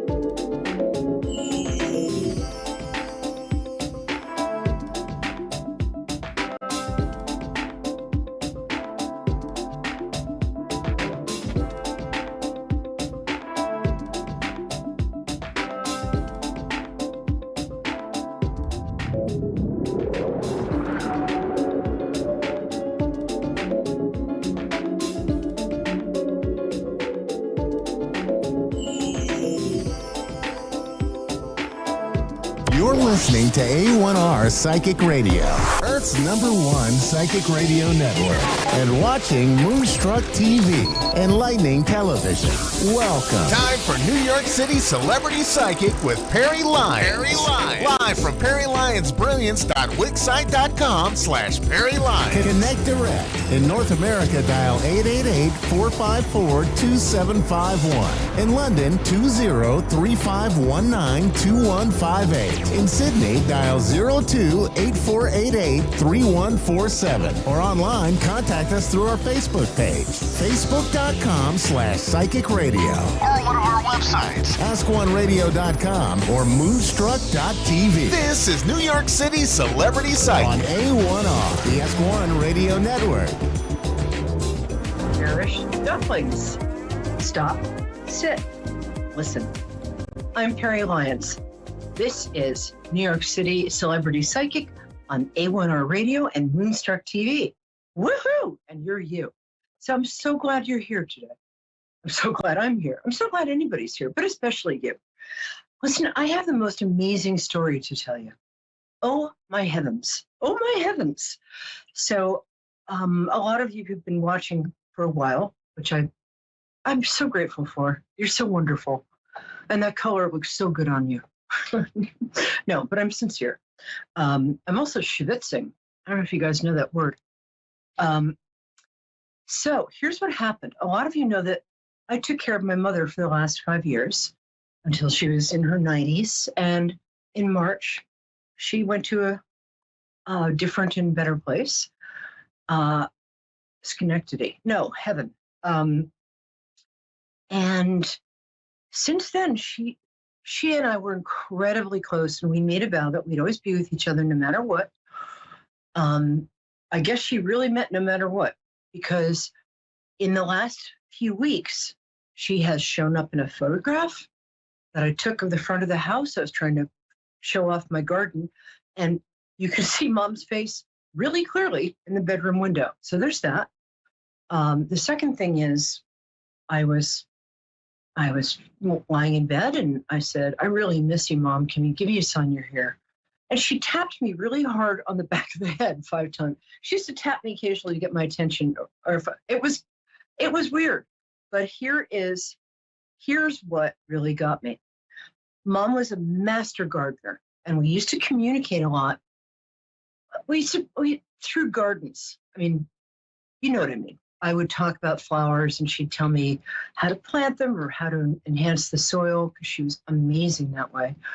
And I was in my happy place, which is in fact Home Depot, which would make me sad if I actually stopped and thought about it. I just realized my headphones aren't plugged in. Okay. So I was in Home Depot, and I was begonias and crying. And the begonia's like, hey, quit that. And I said to the begonia, stop it. I miss my mom. And the begonia's like, I'm sorry. Do you want some Miracle Grow? It is a sovereign remedy for all ills. And then people started looking at me funny. So I was like, Mom, give me a sign that you're with me. Here's the thing. My favorite thing on YouTube, aside from Moonstruck TV, is this true crime channel called That Chapter. It has almost 315 things up. Hi, Crystal in Bradenburg, Kentucky. Be with you in 2 minutes. Okay. Thank you, love. I'm just finishing the story. So that's what I've been watching since Mom passed. I've had That Chapter on because I've been doing up the house. It's fun to have stuff on in the background when you do that. Anyways, kind of the only thing I've been listening to or watching. And so I put on my headphones, and That Chapter is done from Dublin. The storyteller, the guy who does it, is called Mike, and he's very Irish, but it's done from Dublin. So there was a brand new, just as I was saying that to Mom, a new episode dropped. And I'm like, okay, well, I'm going to distract myself so security doesn't come pick me up for talking to begonias and having them answer. So I put on the headphones and I turn on That Chapter. And he says, today we're going to Valley Cottage, New York. And I'm like, wait a minute, that's my hometown. What? And it's not a big hometown. I don't think you can be a big hometown if you're called Valley Cottage. And the guy goes on to talk about these people. I won't say their name because it was sad what happened to them, but they were my next door neighbors. The kids of the lady who got sadly bumped off, I used to play hopscotch with them on our driveway with chalk when I was like 5. Also when I was 35, but that's enough about my personal life. So he goes on and he says, you know, these people lived in this house. And there's a picture of a house. I'm like, wait a minute, hold on. And I pause it. Now, the people in Valley Cottage who are neighbors, whose mother was sadly bumped off, lived in a split-level ranch house. Mom and I and my brothers and dad and all that grew up in an 1840s sort of rambling old deaconry, kind of like a farmhouse, except with priests or deacons, different. And I'm like, wait a minute. I keep going back, and it's our house where we lived for, they sold it they had it for 40 years, but Mom and I used to look at pictures of the house all the time and just reminisce, and it was her happy place. And she said, after I go, I'm going to go to the house in Valley Cottage and be with my family again. And there was a picture of our house right after I had asked, like, Mom, can you show me a sign that you're here? And the thing was from Dublin. And the last thing is, the only people they interviewed were in the Rockland County, offices. Long story short, they interviewed people in what used to be my dad's office. I was like, okay, Mom, I get it. Thank you. That's a really specific signal. That's a really specific communication to get right after I asked her for a sign to get a picture of our house on a YouTube show that originates in Ireland, and then a picture of my dad's office. So I just thought that was funny, and I wanted to share it with you. And thank you for listening. Okay, let's go. Hello, darling. Are you still there? Yes. Oh, I'm so glad. Hi. How are you? I'm good. How are you? I'm good. Thank you. You're about to be better at that. So I like to connect with people through their birthdays. So if you could tell me when your birthday is, that's fabulous. It's September 5th, 1990. Oh, you're just a wee baby. And a Virgo. Virgos are very misunderstood. People think Virgos are about being really obsessively neat and picky. Virgos are actually all about purity and idealism. They're always very idealistic, and they try to be idealistic, in their lives. I love Virgos. I'm a Pisces, where you're opposite, but I love you. Okay. And it feels like you have a question. It feels like you have two questions. Why don't you tell me what your question is? Well, I don't really particularly have a question. I just want it kind of like a general reading. Okay. Let's go in. And tell me your first what's name. next in my life. Well, the first thing I thought your question was going to be about career first, because it feels like you're kind of chomping at the bit where you are right now. I feel like you're not getting enough recognition. Is that true? Okay. Yes. Yeah. And I feel like you're doing two people's jobs for the price of one. And because, you're a team player and you've got a great work ethic, you do that. And part of you is like, wait a minute, hold on. Are you thinking about switching jobs, or are you thinking about approaching whoever you'd approach for a promotion? I am in the middle of switching jobs. Right now, I'm working for myself, and I need more income. I'm so glad, because I was going to suggest working for yourself, or at the very least, keeping the day job and having a side hustle. You're working for. It feels like you're good at that. You just have to find more time to be able to do it. That makes sense? Because I feel like it's hard for you to get the time because everybody else wants your attention. So I feel like, here's the thing. What you're doing now, you started your own business. Is it a service business that involves creativity or fun? Good. Do you want to tell me what it is? Because I want to get to the other stuff. Is that all right? Yes. I do readings, and I also do DoorDash. Oh, great. You do readings like this. Mm-hmm. Fabulous. Well, I want you to be even better than me. So what I would do is think about starting a YouTube channel.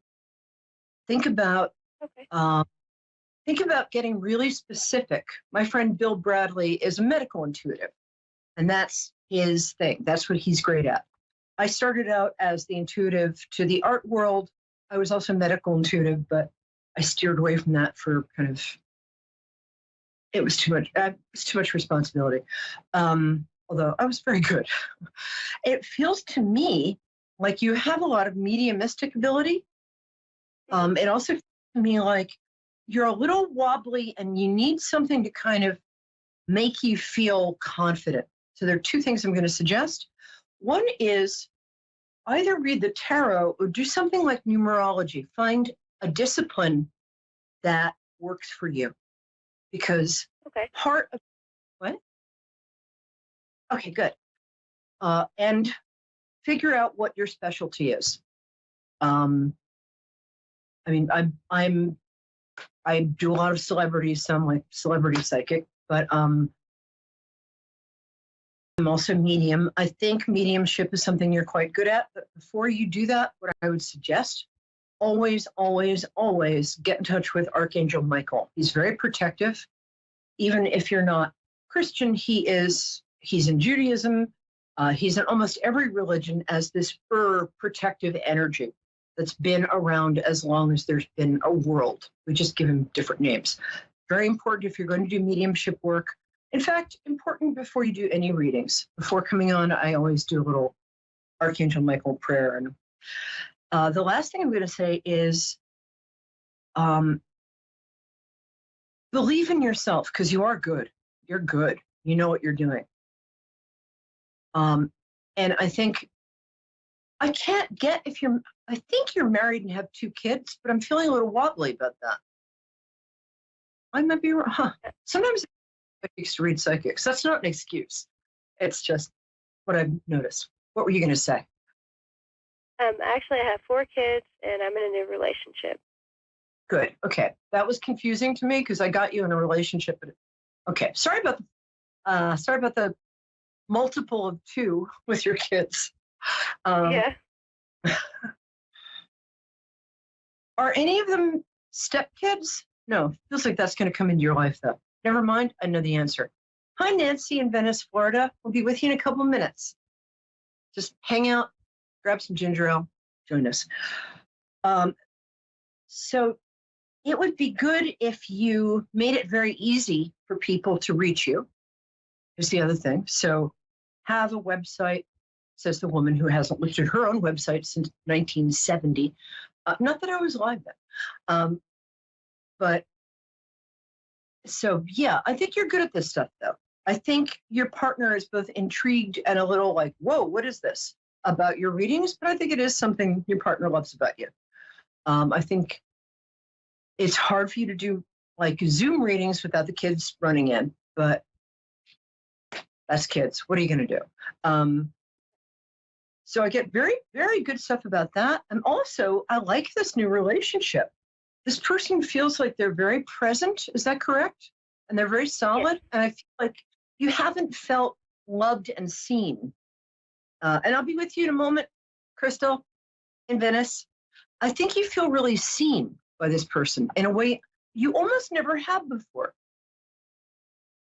Yes, I'm sorry, true. Nancy. Here's Crystal. That was Nancy. Sorry, Nancy. Sorry, Crystal. I'm a little ADD. Forgive me. Is that correct? Yes, that's true. Yeah, I like this person. Do you mind if I ask him or her or other? I'm sorry, what did you say? Is it I was just asking, so I used the right pronoun. I was just asking, should I say him, her, or binary, or, okay, non-binary? Okay. Yeah, I like him. And he's also, he's about to make a lot more money than he's used to making. I don't know if does he do something with his hand? Does he do construction or welding or something? I can't quite get that. What does he do? It's factory work. Okay, yeah. I think he'd be great at like welding and construction if he wants to branch out. I don't know why I keep getting welding. It's nothing. I've never said that to anybody before. You know, Princess Beatrice of Holland, I think you should leave the princess thing behind and be a welder. That's what I think. But I think getting a skill like that would double his salary. I think he's bored at the factory. Really interesting guy. I like him a lot. And I like you a lot. I like your kids too. I don't like that guy in the corner over there, but that's okay. Oh, your kids are fabulous too. This is a good year for you coming up. Just study how to make this pay for you. But actually what I found out, and here's the other secret I was going to tell you, and then I'm going to go to Nancy. Nancy, are you there? but it's been really a pleasure talking to you. I love your energy. Here's what I would say. Making money is nice, but I would figure out how what you do serves the world, serves the culture, serves people. Because once you figure out what your area of kind of divine service is, right? That's when the money will flow naturally. You understand what I mean? Yes. Cool. And I think you already know how you help people, right? Yes. Cool. Just think about that. Pray or meditate or take deep breaths, whatever you do. But make that the primary thing. How can I help? How can I encourage? And the last thing is love everybody you read for. I mean, not physically, that would be inconvenient, dangerous, and possibly immoral. But for the time you're reading for them, just love them. Everybody's lovable, including you. All right, my love. Stay in touch. I want to know how you're doing. I'm Perry Lyons, P-E-R-I, like Periwinkle, Lyons, like, but with a Y, Lyons. I'm at Facebook. Just get in touch. Okay, I want to see what happens. Okay. I think you're going to, and your relationship, you're going to marry the guy. Have a great day or night, whatever. Thank you. Sure. Bye-bye. Thank you. Hi, Nancy. Are you still there? Nancy. I sure am. You know that song, Nancy with the laughing face? I love that song. That's what my uncle used to say. Yeah, it's a beautiful song. When she laughs, you hear cathedral bells ringing. That's kind of a lot. Usually I do try to laugh. Yes, that's why I brought it up, because you have a very cheerful and upbeat spirit. It's a pleasure to connect to you. Hi. So what day is your birthday? My birthday is August 8th, 1958. Oh, well, you're just a baby too. Oh, you're a Leo dog. I love Leo dogs. My friend Susan Postel is a Leo dog. You guys are great. By dog, I mean your Chinese astrological year. And dogs always tell the truth, whether they mean to or not. And Leos kind of do that too. So it's no accident. I know I do. Yeah, I know you do. That's why I'm saying it. And I think it's gotten you into hot water, but I think people also find it very refreshing and charming. So how can I help you today? Yes, I would like to know. My husband passed last year, and he was a true love in my life. And I'm just wondering if there will be another true love in my life. Have you asked your husband to send you somebody that he approves of for you? Because he's right there. I have. I try to talk to him all the time. Well, he is there. I would just ask him to communicate maybe in your dreams, but you can ask him anyway. I find that if I ask my loved ones who passed, they always, I mean, if you heard the first part of this show, they really come through. But here's what I'm getting for you. Hold on. Oh, okay. I like him. It's funny because I saw this person when you first started talking. There's a great song called "Just My Bill," and it goes, "Though he's the man, although he's not the man someone would think of as handsome." Oh no, that's someone to watch over me. To my heart he carries the key. Won't you tell him, please put on some speed. Follow my lead. Oh, how I need someone to watch over me. That's who you're going to get. You're going to get somebody who maybe not. Oh, my gosh. Yeah, that's what you want. That's what you're going to get. That's who's coming towards you. I think he's recently widowed as well. I mean, I think. Yes, I am. Yeah, no, I think he is too. I think you might meet him in a support group. You might meet him. Oh, okay. Yeah, support. I mean, grief support groups. I go to one. It helps. But I see him really clearly. He's slightly balding, or maybe a lot balding. He's built for comfort rather than speed, if you know what I'm saying. And yes, he I is. do. This is how you know it's him. He has the most beautiful eyes. They're not only filled with kindness and some sadness, they're just beautiful. I mean, they're either, they might actually be kind of amber colored. And he's got eyes, the eyes that are put in with a smutty finger, which means dark lashes. And he's lovely. He might be a plumber, like that. I think he's got a job. I know. You know, I was just wondering if I would have another true love in life, because my husband I met really young. We were separated for 25 years and got back together and spent the last 11 years together. Oh, that makes me so happy. I love that. True love. And he always said he doesn't want me to be alone and to stop loving. And so I was just wondering. Oh, no, absolutely. I see this guy by the end of the year, which is not that far off. Put yourself out there a little, of course, be careful. You know, I'm not a big fan of going to bars, because then people, and I like going to bars, but the people you meet in bars are people who hang out in bars, as my mother always said. Right. So go to a place where a support group or a church or temple or mosque or whatever it is, gathering. I would get more out into community if I were you. Okay. I'd also start following whatever your local sports team is. I don't know why I'm saying that. You'll know when it happens, because I think he's really into sports. And it would be nice to. Right. Hey.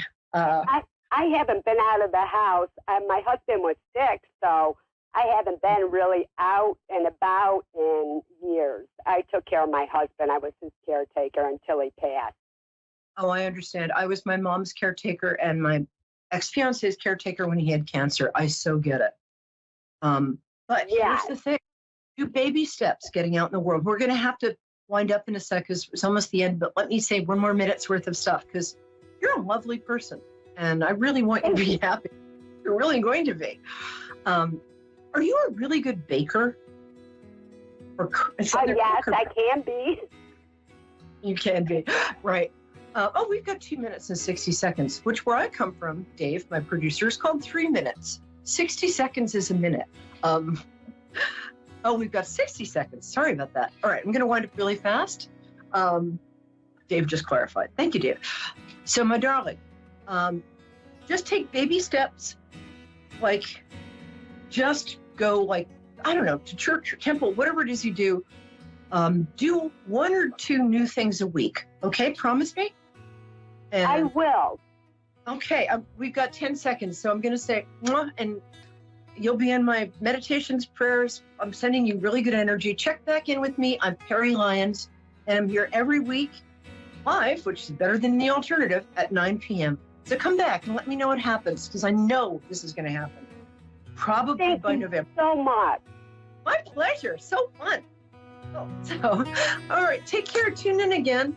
And I love all of my cherished ducklings. Come back next week. I'm here for you.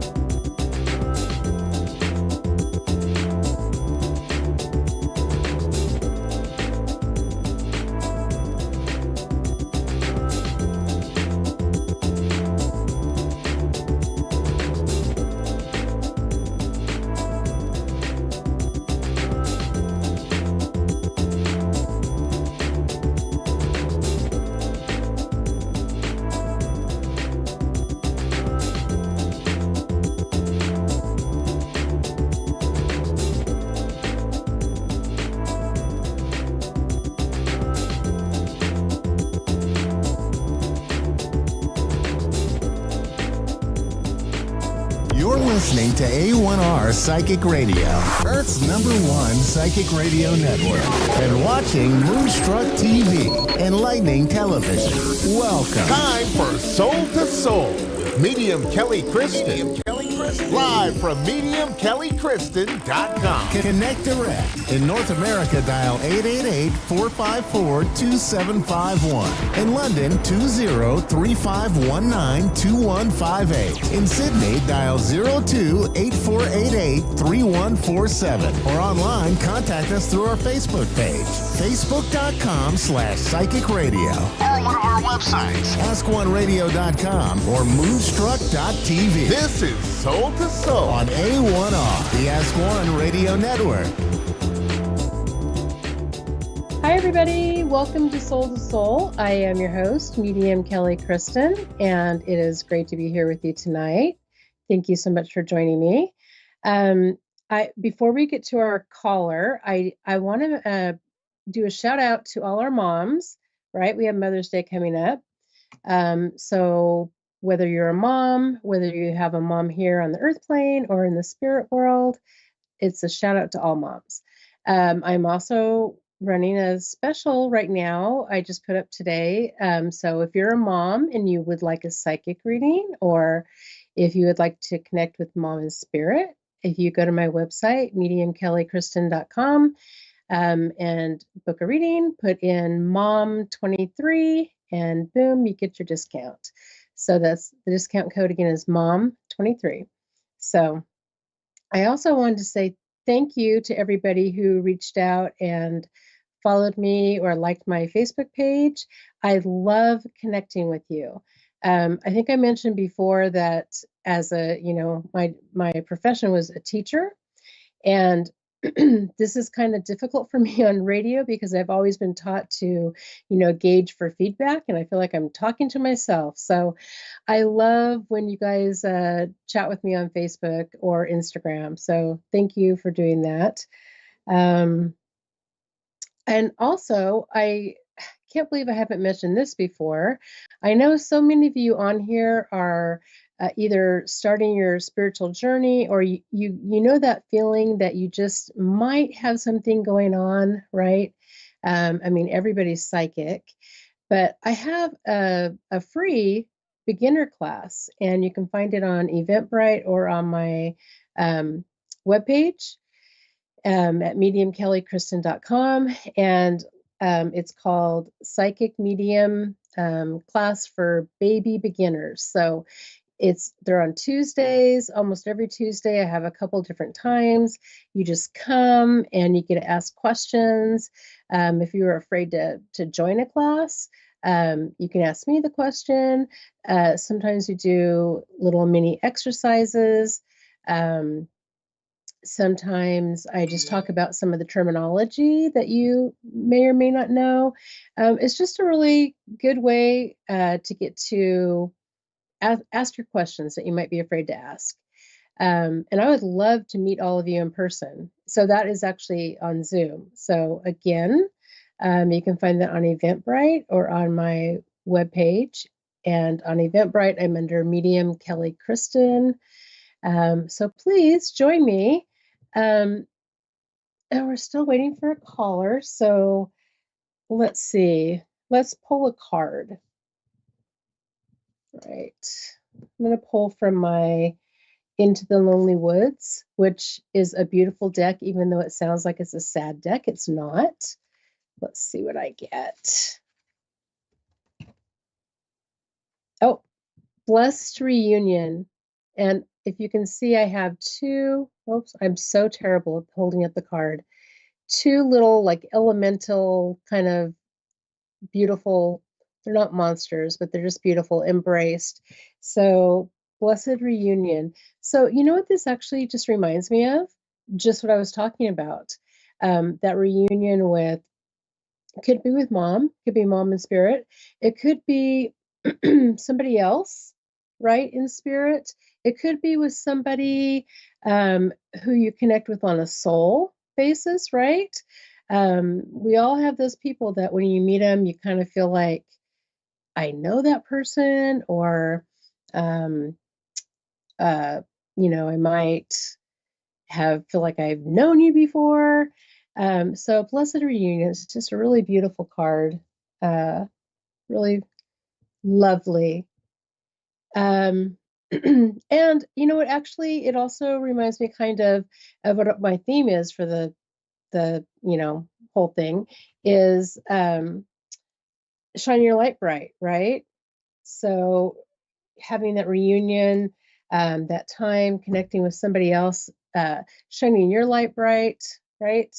So maybe we haven't talked about that in a while. Let's practice that again this week about shining our light bright. Okay, so others can see us and find us and connect with us. And I think we have our caller.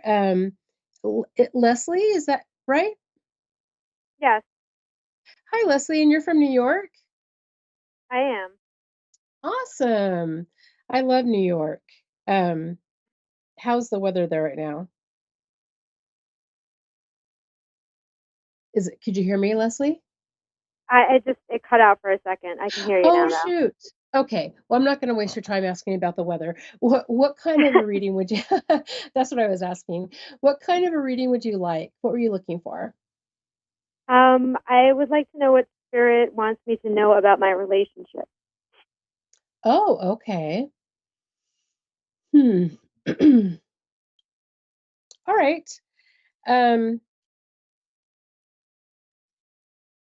Just feel in a little bit. The very first thing that comes through for you is that you have a lot of people backing you up on the other side. And I'm not sure if you know that, or if you're aware of that. And I feel like some of these people are actually more ancestral, because I feel like these are people that you may not have known here, but as a soul.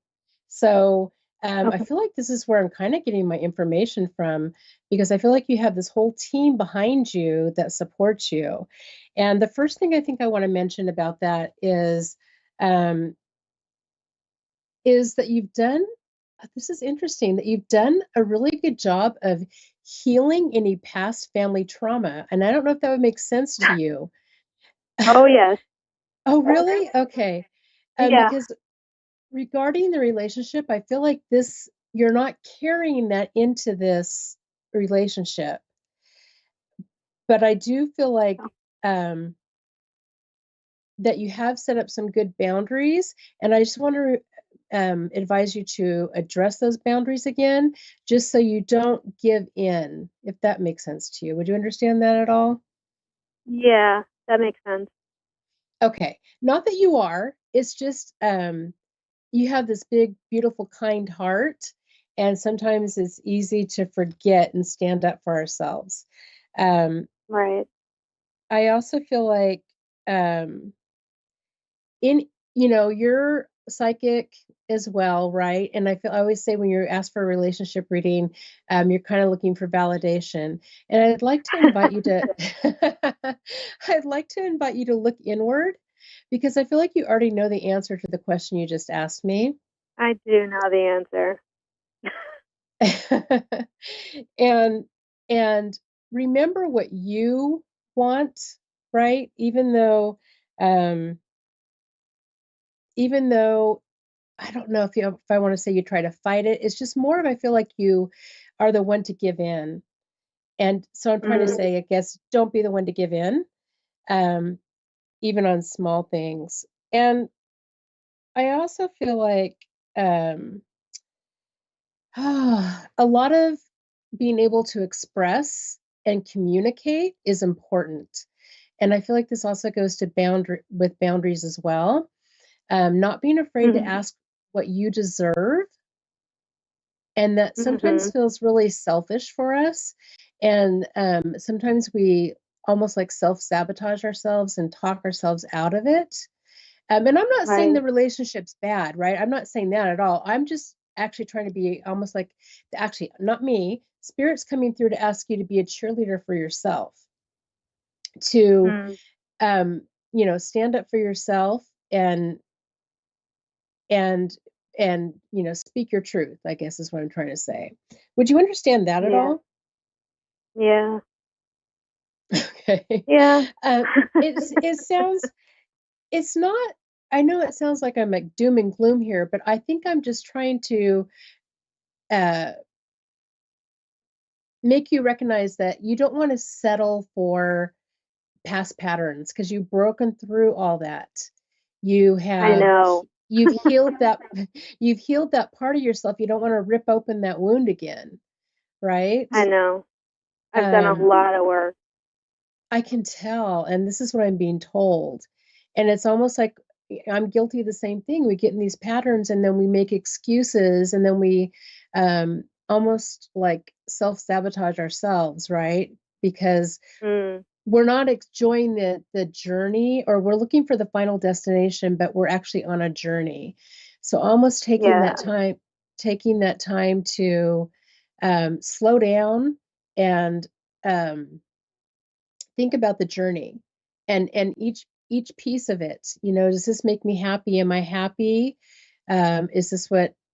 And don't think what's at the end. Don't think, am I going to have a relationship? Am I going to get married? Am I going to do this, that, or the other thing? Think about how the journey, like you're picking up. Okay, I get this picture of actually picking up like little jewels off the ground. It's almost like you're putting them in like I don't know, a bowl or a basket. You want to pick up each one. You don't want to leave any of them behind instead of rushing to the end, because you might, I don't know why I'm saying this, but this is what I'm being told. So really listening to yourself, don't fall into those self-sabotaging, self-limiting patterns, because you've done so much work. Right? And in your heart. Does that ring true for you at all? Yeah, all of it. Okay. I really feel like, and I also can tell that you're also either already on your spiritual journey or thinking about it or starting, or do you do things like meditation or take classes or something like that? Talk to your spirit guides? I do it all. Yeah. Okay. I do it all. So we're easier, myself included, on giving the advice, right? But we're not so good about taking our own advice. And so I know you know in your heart and soul what's right for you, what will make you happy on your journey. So and sadly we are out of time, but thank you so much for calling. I really appreciate it. It was great to connect with you. Good luck. Yes, thank you so much. Thank you. And for the rest of you, stay tuned for my friend Carmel Ann on Soulfully Guided. She's amazing, and I will see you all next week. Bye-bye.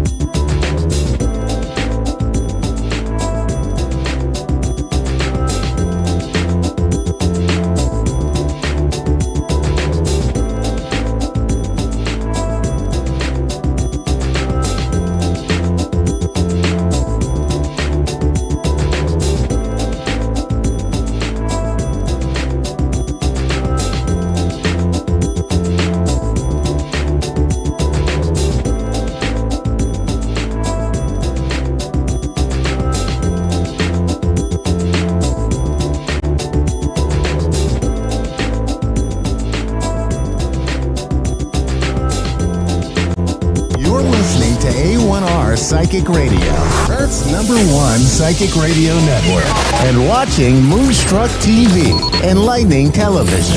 Welcome. Time for Soulfully Guided with Carmel Ann.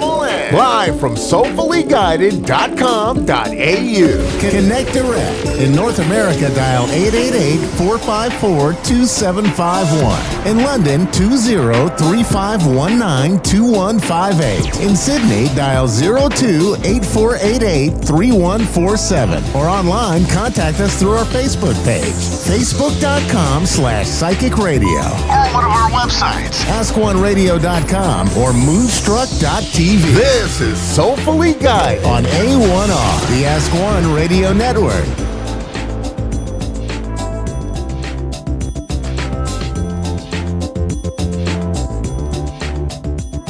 Hello everyone, and welcome to another show of Soulfully Guided.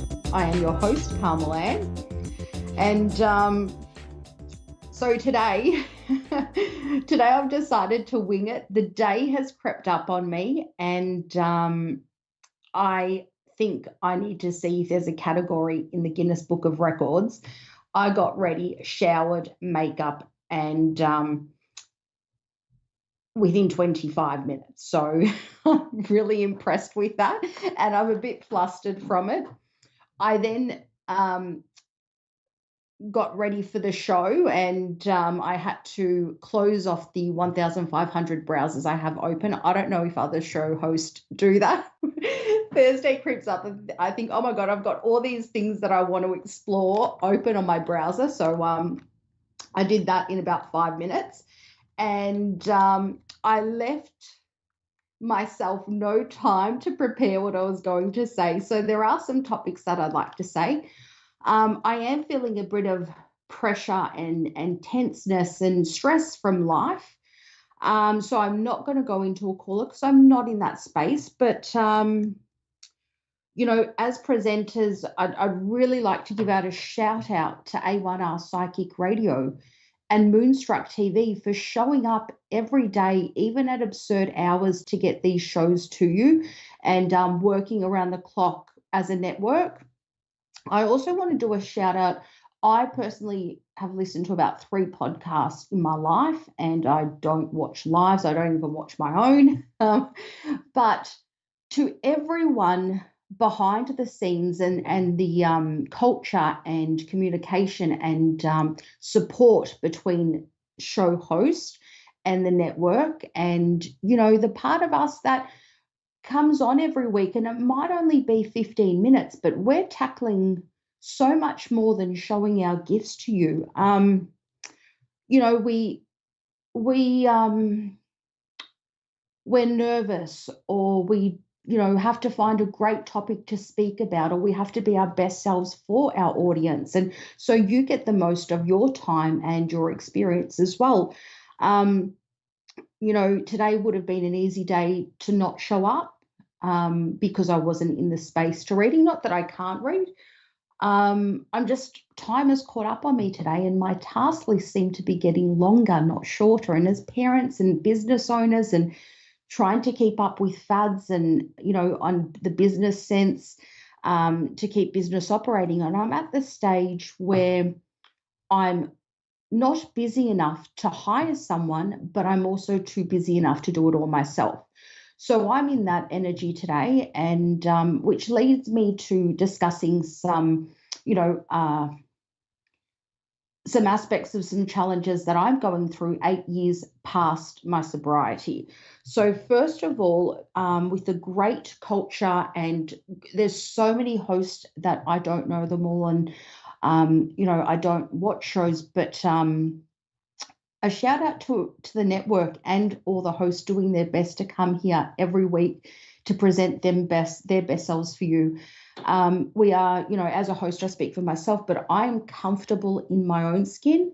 But it's also challenging to be comfortable presenting yourself as you in your own skin to a public audience. So, and sharing that gift. So I never imagined I would share my history or my drug addiction publicly and not be ridiculed or not, I don't know, not be judged harshly, and even the niceness behind it, just that sharing the darkest days of my life. So I thank you to all the audience that have listened or engaged in any way and allowed me to comfortably explore that sense. And I'm going to go on to explain a bit about that. But first, I'd like to do a shout out to some of the wonderful hosts, to all of you that are amazing, but some people I've really become, I feel like I've really connected with and keep me, motivated to keep going. And I'd like to do a shout out for Soul to Soul with Medium Kelly, Mini Medium Stephanie, and also to Susanna, who is the psychic medium and healer and teacher. So really great people. And if I watched any shows, I would love to watch their shows. I won't lie, I just don't have the time to watch or listen to podcasts. And, but, what I wanted to talk about today is, and I'm talking like I haven't prepared what I'm going to say, and it is truly from the heart. So I hope my words aren't muffled or baffled into a confusing sort of message. But as a result of this, as a result of a 17-year substance abuse, I don't know my date of sobriety. I didn't track that, but it would have to be about 8 years now, and a lot has happened, a lot of healing, and because the absence of drugs, we're not using a substance, whether it be alcohol, prescription drugs, gambling, or street drugs. Life doesn't change. Life doesn't revolve around you, and your sobriety is not a miracle cure. Like, we tend to normalize feeling stressed or challenged, and nothing can be worse than the trauma we've actually been exposed to if we're using substances for trauma, than reliving that trauma. But even I am so mentally strong and competent and capable, and I'm really happy. And even the way my body registers stress is quite surprising. I measure my stress on my watch sometimes and it shows up as 0, even though so much is going on. Now, the way my body has recently responded is that I have urges, and it doesn't sound so bad, but I have urges to have cigarette, and I've caved a few times. So it hasn't resulted to wanting to use a substance at all. But my initial go-to response that's still conditioned in my body, despite tackling cigarettes on and off for 8 years and being a non-smoker for so long, triggers don't come at a scheduled time. Things could be going great. Things could be going terrible. And sometimes these subtle little signs come up and we don't share them. We keep them in, and they burden us, and they drown our minds, thinking we're incompetent or incapable of this sobriety we're living. And it's challenging because you think I'm having the best time of my life, and here I am wishing for a cigarette or caving in and having a cigarette. And I just want you to know that not all triggers will come at bad times, and that, whilst I don't see recovery as a lifelong, problem, the way we respond to things, it can be ingrained in our bodies to go back and sort of feel like you want a cigarette or you want to take your substance of choice. And I don't want you to give up on those moments. I will speak to it. It's only a cigarette, but even though smoking is not at all aligned with who I am and where I am in life, and I'm so fit and I want a cigarette, but yet I don't want to be a smoker. So it's a really conflicting thing. And this is what we go through.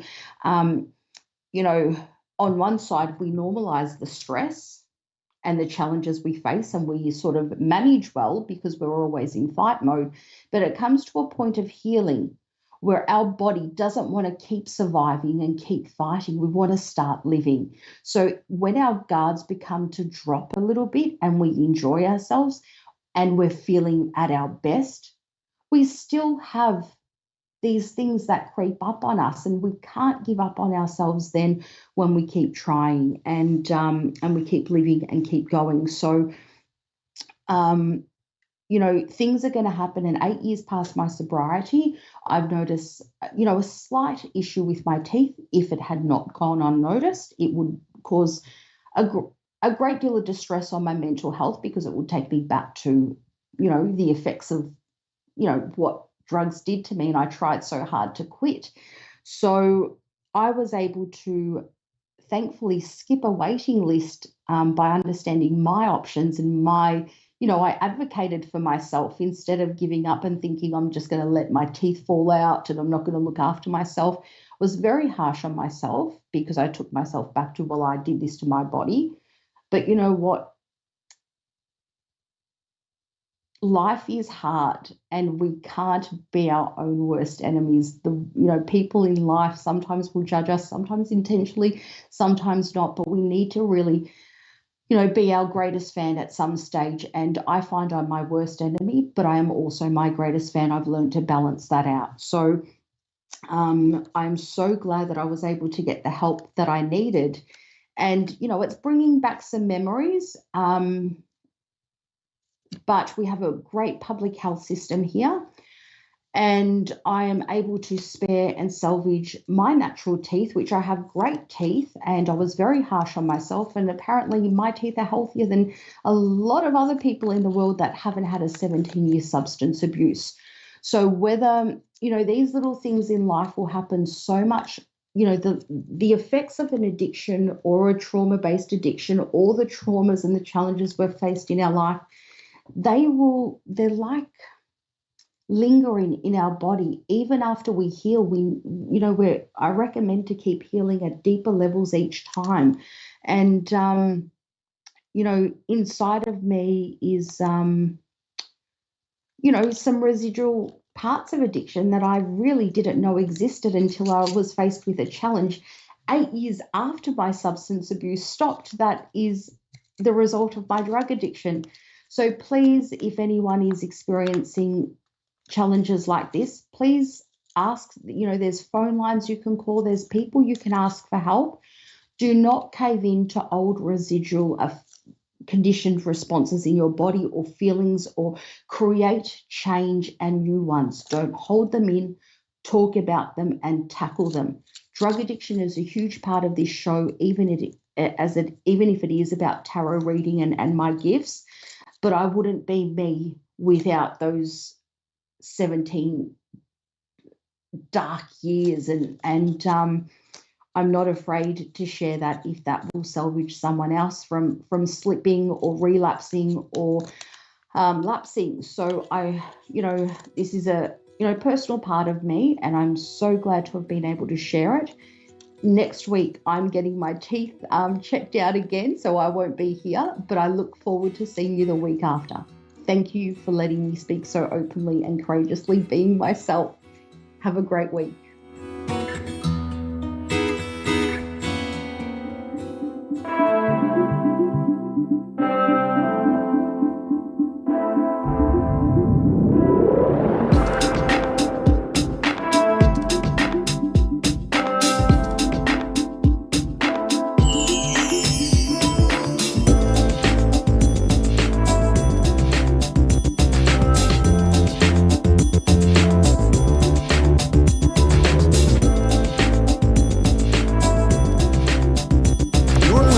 A1R Psychic Radio, Earth's #1 psychic radio network, and watching Moonstruck TV, enlightening television.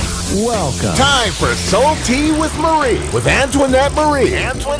Live from AntoinetteMarie.net. Connect direct. In North America, dial 888-454-2751. In London, 20-3519-2158. In Sydney, dial 02-8488-3147. Or online, contact us through our Facebook page, facebook.com/psychic radio. Or one of our websites, askoneradio.com or moonstruck.tv. This is Soul Tea with Marie on A1R, the Ask One Radio Network. Hello, everyone. I am Antoinette Marie. This is my first time on radio. I've done some podcasts. I've done YouTube. So here we go. I'm going to be talking about couple different things that I do. I am a psychic medium. So I do intuitive readings. My intuitive readings really focus on, well, your life, but I can tap into trauma. So if everybody's been through trauma, but I seem to be able to really focus in on extreme trauma or deep-seated trauma that you've experienced in your life. And then we talk about that, and healing comes from our conversations. I also am a medium, so I will talk to your loved ones on the other side. And of course, that also brings healing and a little bit of closure and helps you with your grief. And some of the things that I do a little channeling. I might do that here. We'll see. That's a little bit different. I speak to my guides, and the guides come through me, and then I speak their words. And you know what? I forgot to do this. I'm just going to do this really quick. I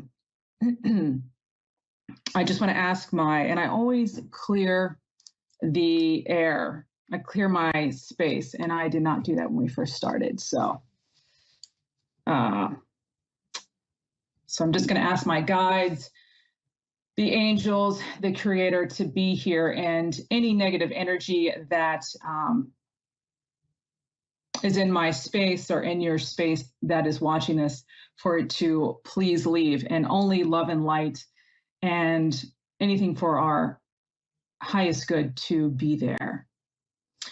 So so back to what I was saying. So intuitive reader, and also a medium and a channeler. And I do a few other things too. I deal with twin flames, soulmates, but twin flames in particular.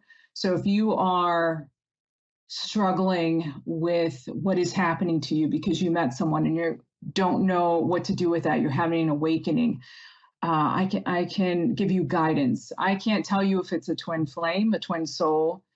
Only you are able to know that. But I can help you with the process. What else do I do? I think, trying to think. I'm a little nervous. I'm not used to being live like this. I also do a little bit of tarot reading and oracle cards. Use some oracle cards as well. I apologize for the noise. That's my cat scratching. And I am going to take live readers, callers as well as we go along.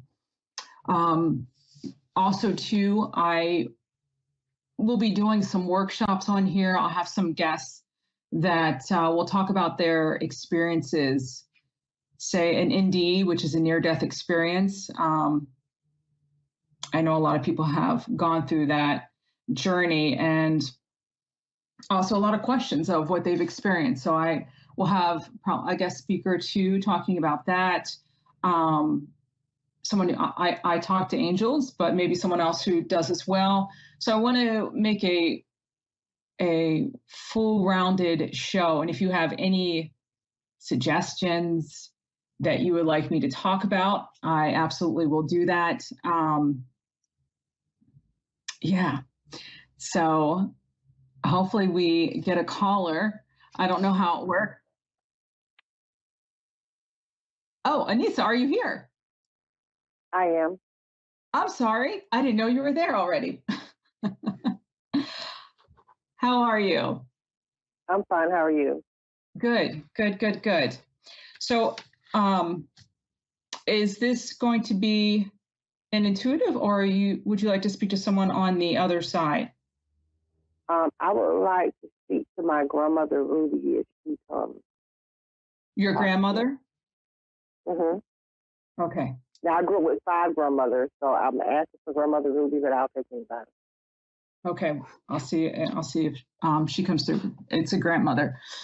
Okay, so I'm just gonna quickly ask that your space be cleared really quickly, and that your angels and the Creator is there with you, and any negative to be moved. And ask your grandmother to come through.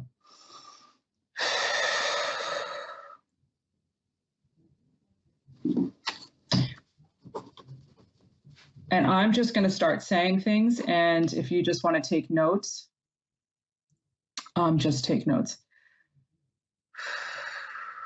So she is going to show me pictures, and I don't know which grandmother this is. This is just whoever is coming through for you.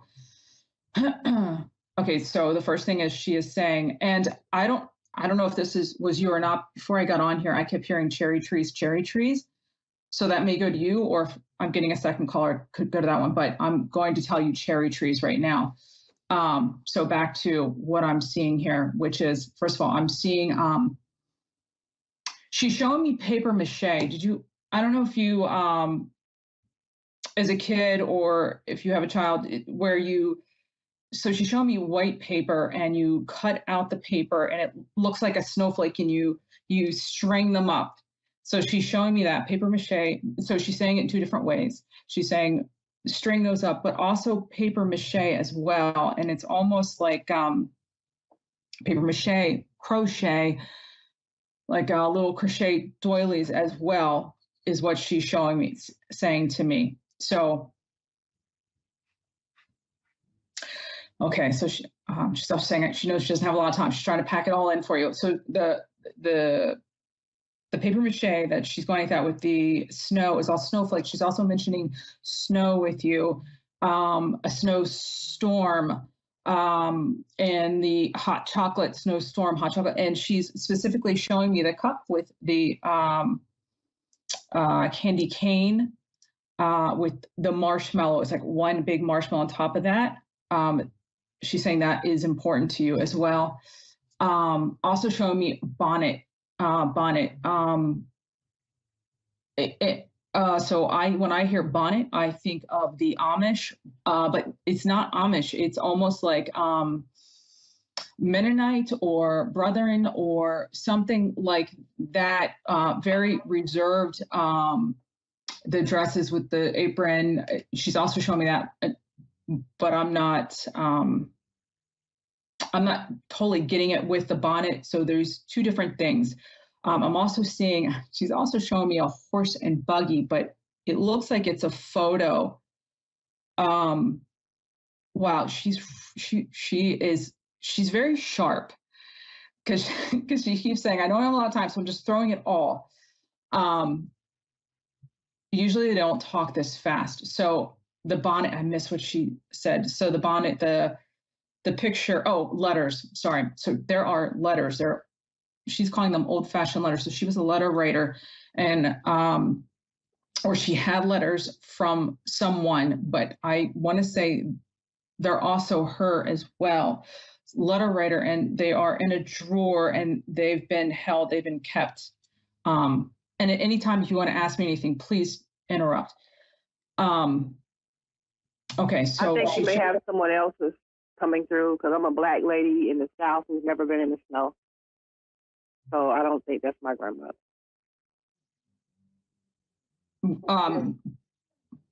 None of this is resonating with you at all? No. Nothing. Nothing. No, the cherry trees, the bonnet, the paper mache. There was no hot chocolate, nothing like that. No.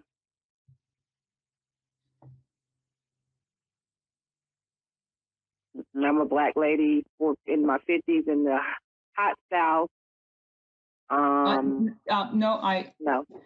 Yeah, no. She's definitely is insisting. No, that's not my grandmother. It's not. She is definitely still showing the paper mache with the.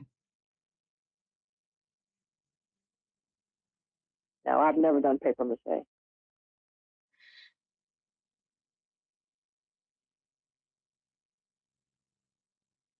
So maybe someone else is coming through for someone else, but that's not my grandmother.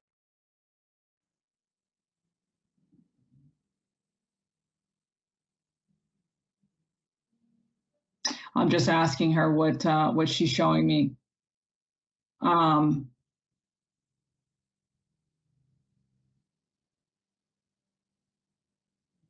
So I'm just talking to her to see if okay,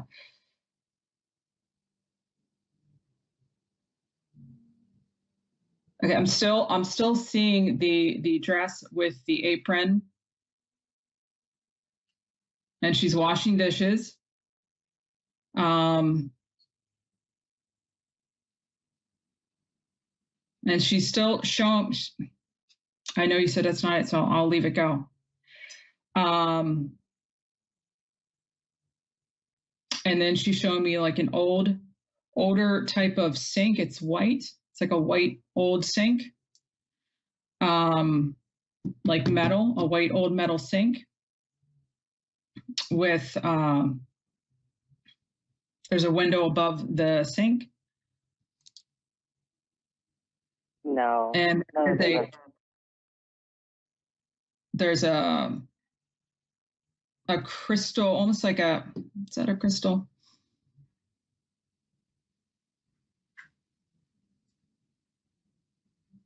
There is something hanging from the window.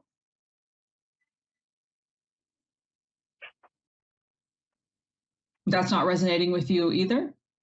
None of that, no. I would say just take notes. And so this, I don't know which grandmother this is. So if you have more than one grandmother on the other side, I would take, I hope you're taking notes.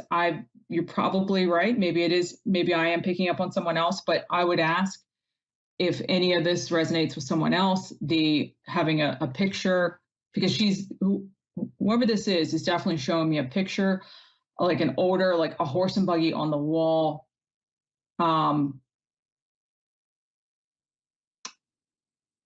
Like on a country road, and I can see the trees.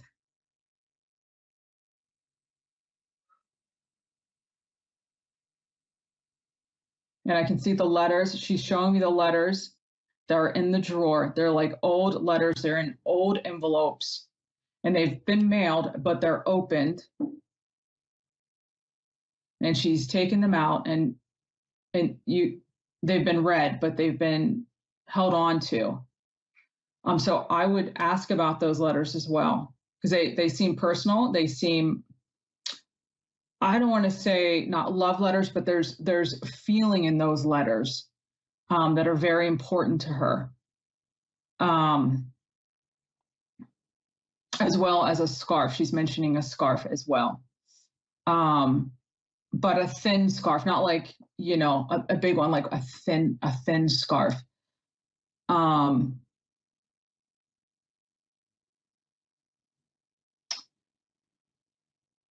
ask Mennonite, Amish, none of that would apply to my family at all. Well, it's not that. I think what she's referring to is a religion, like Brethren or something on those lines. I don't know different religions. So when she shows me the bonnet, what she's trying to say to me is like a reserved type of religion. Not like born again, but something that would be more like Brethren. But not Catholic, not Protestant, maybe Methodist, or not Methodist, but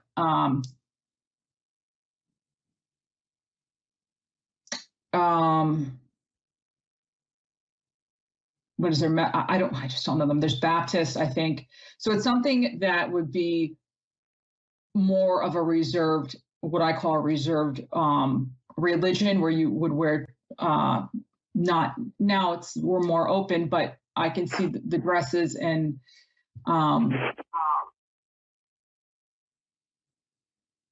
so that is what I think she was referring to. And then the picture on the wall, it seems that it's a photograph or it's a picture that someone has that means something.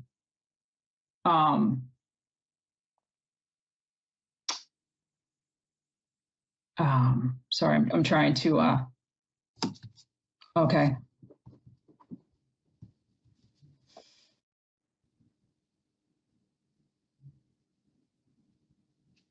Trying to see if there's anything else.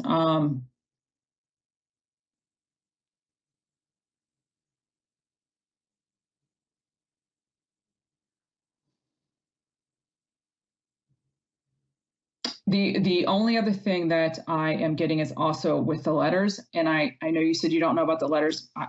Please ask around about the letters. She's also mentioning a pen that went with the letter that was it's very specific type of pen that she would have had, that she always used that particular pen to. Okay. Yeah. I'll ask. Thank you. You're welcome. I'm sorry that didn't resonate. That's okay.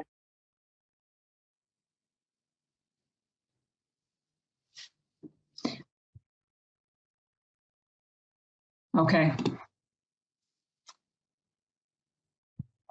Hi. Oh, sorry. Hi, Jillian. Sorry, this is my first night.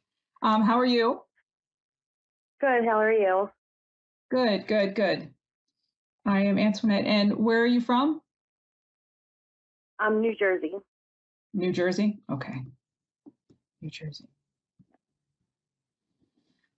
I'm going to ask you who you want to talk to, but I am getting someone on the other side that's a little bit younger that almost feels like a love interest to you, or that was the opposite sex for you. So I don't know if this is a person that you want to talk to, but you have lost someone that you loved romantically as well, whether they were younger or older, something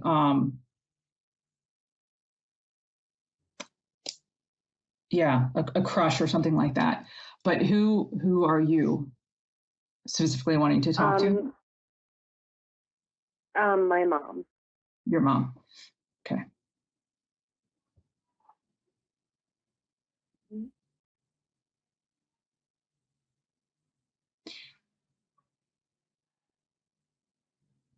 Sorry, one more thing, Jillian. With this person on the other side, he is saying that he was in a car accident. Just something to. Recently? No, this does not seem recent. This doesn't seem recent. It was just someone that you knew. I want to say this is probably from high school or 20s, like you were younger, and it was just someone, like he was a boy, nothing serious, and he's just saying he was in a car accident and that he knew you and he knew you'd be on here, and he's just saying hello. So it's somebody that you would have known prior. Okay. So anyway, okay. Sorry, they all come through. So your mother.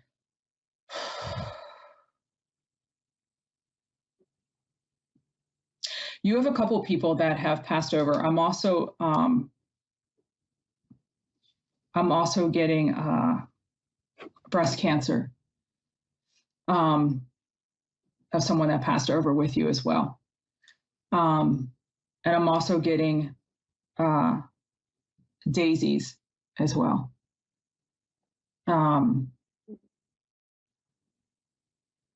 So your mother is saying that something specific happened on the day of her funeral.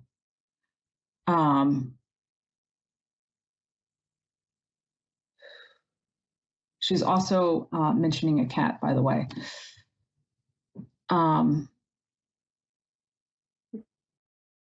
But on the day that so she's being a little more specific. She's saying on the day that she was put to rest, which is a little bit different than a funeral.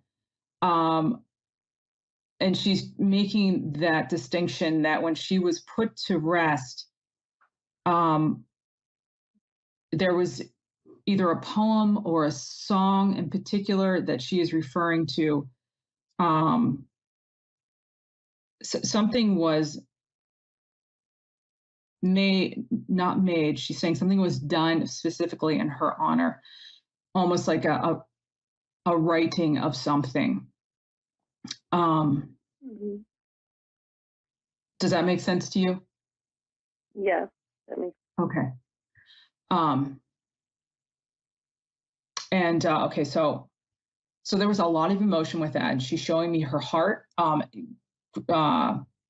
In particular, something with the heart, and she's showing me green, almost like emerald. And she's also showing me a bunch of pictures as well on a piece of cardboard, like poster board. She's showing me all the pictures. But I want to go back to, so I don't usually get songs, but I am hearing the song Hallelujah.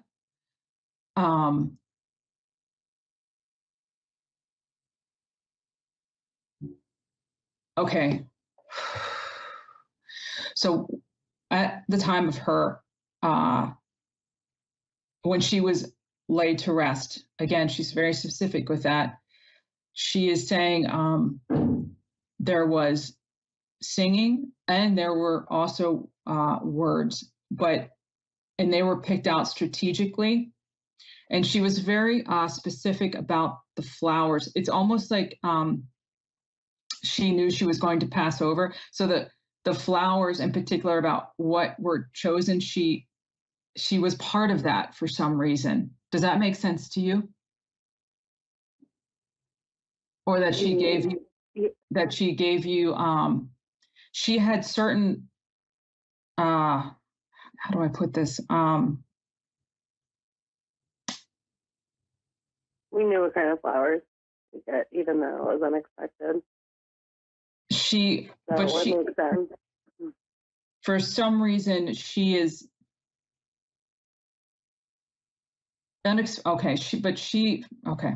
I just want to go back to the flowers for 1 second.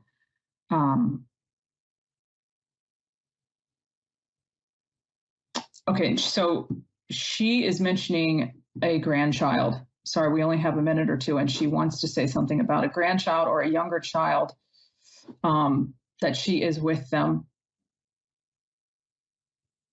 and that she looks after them.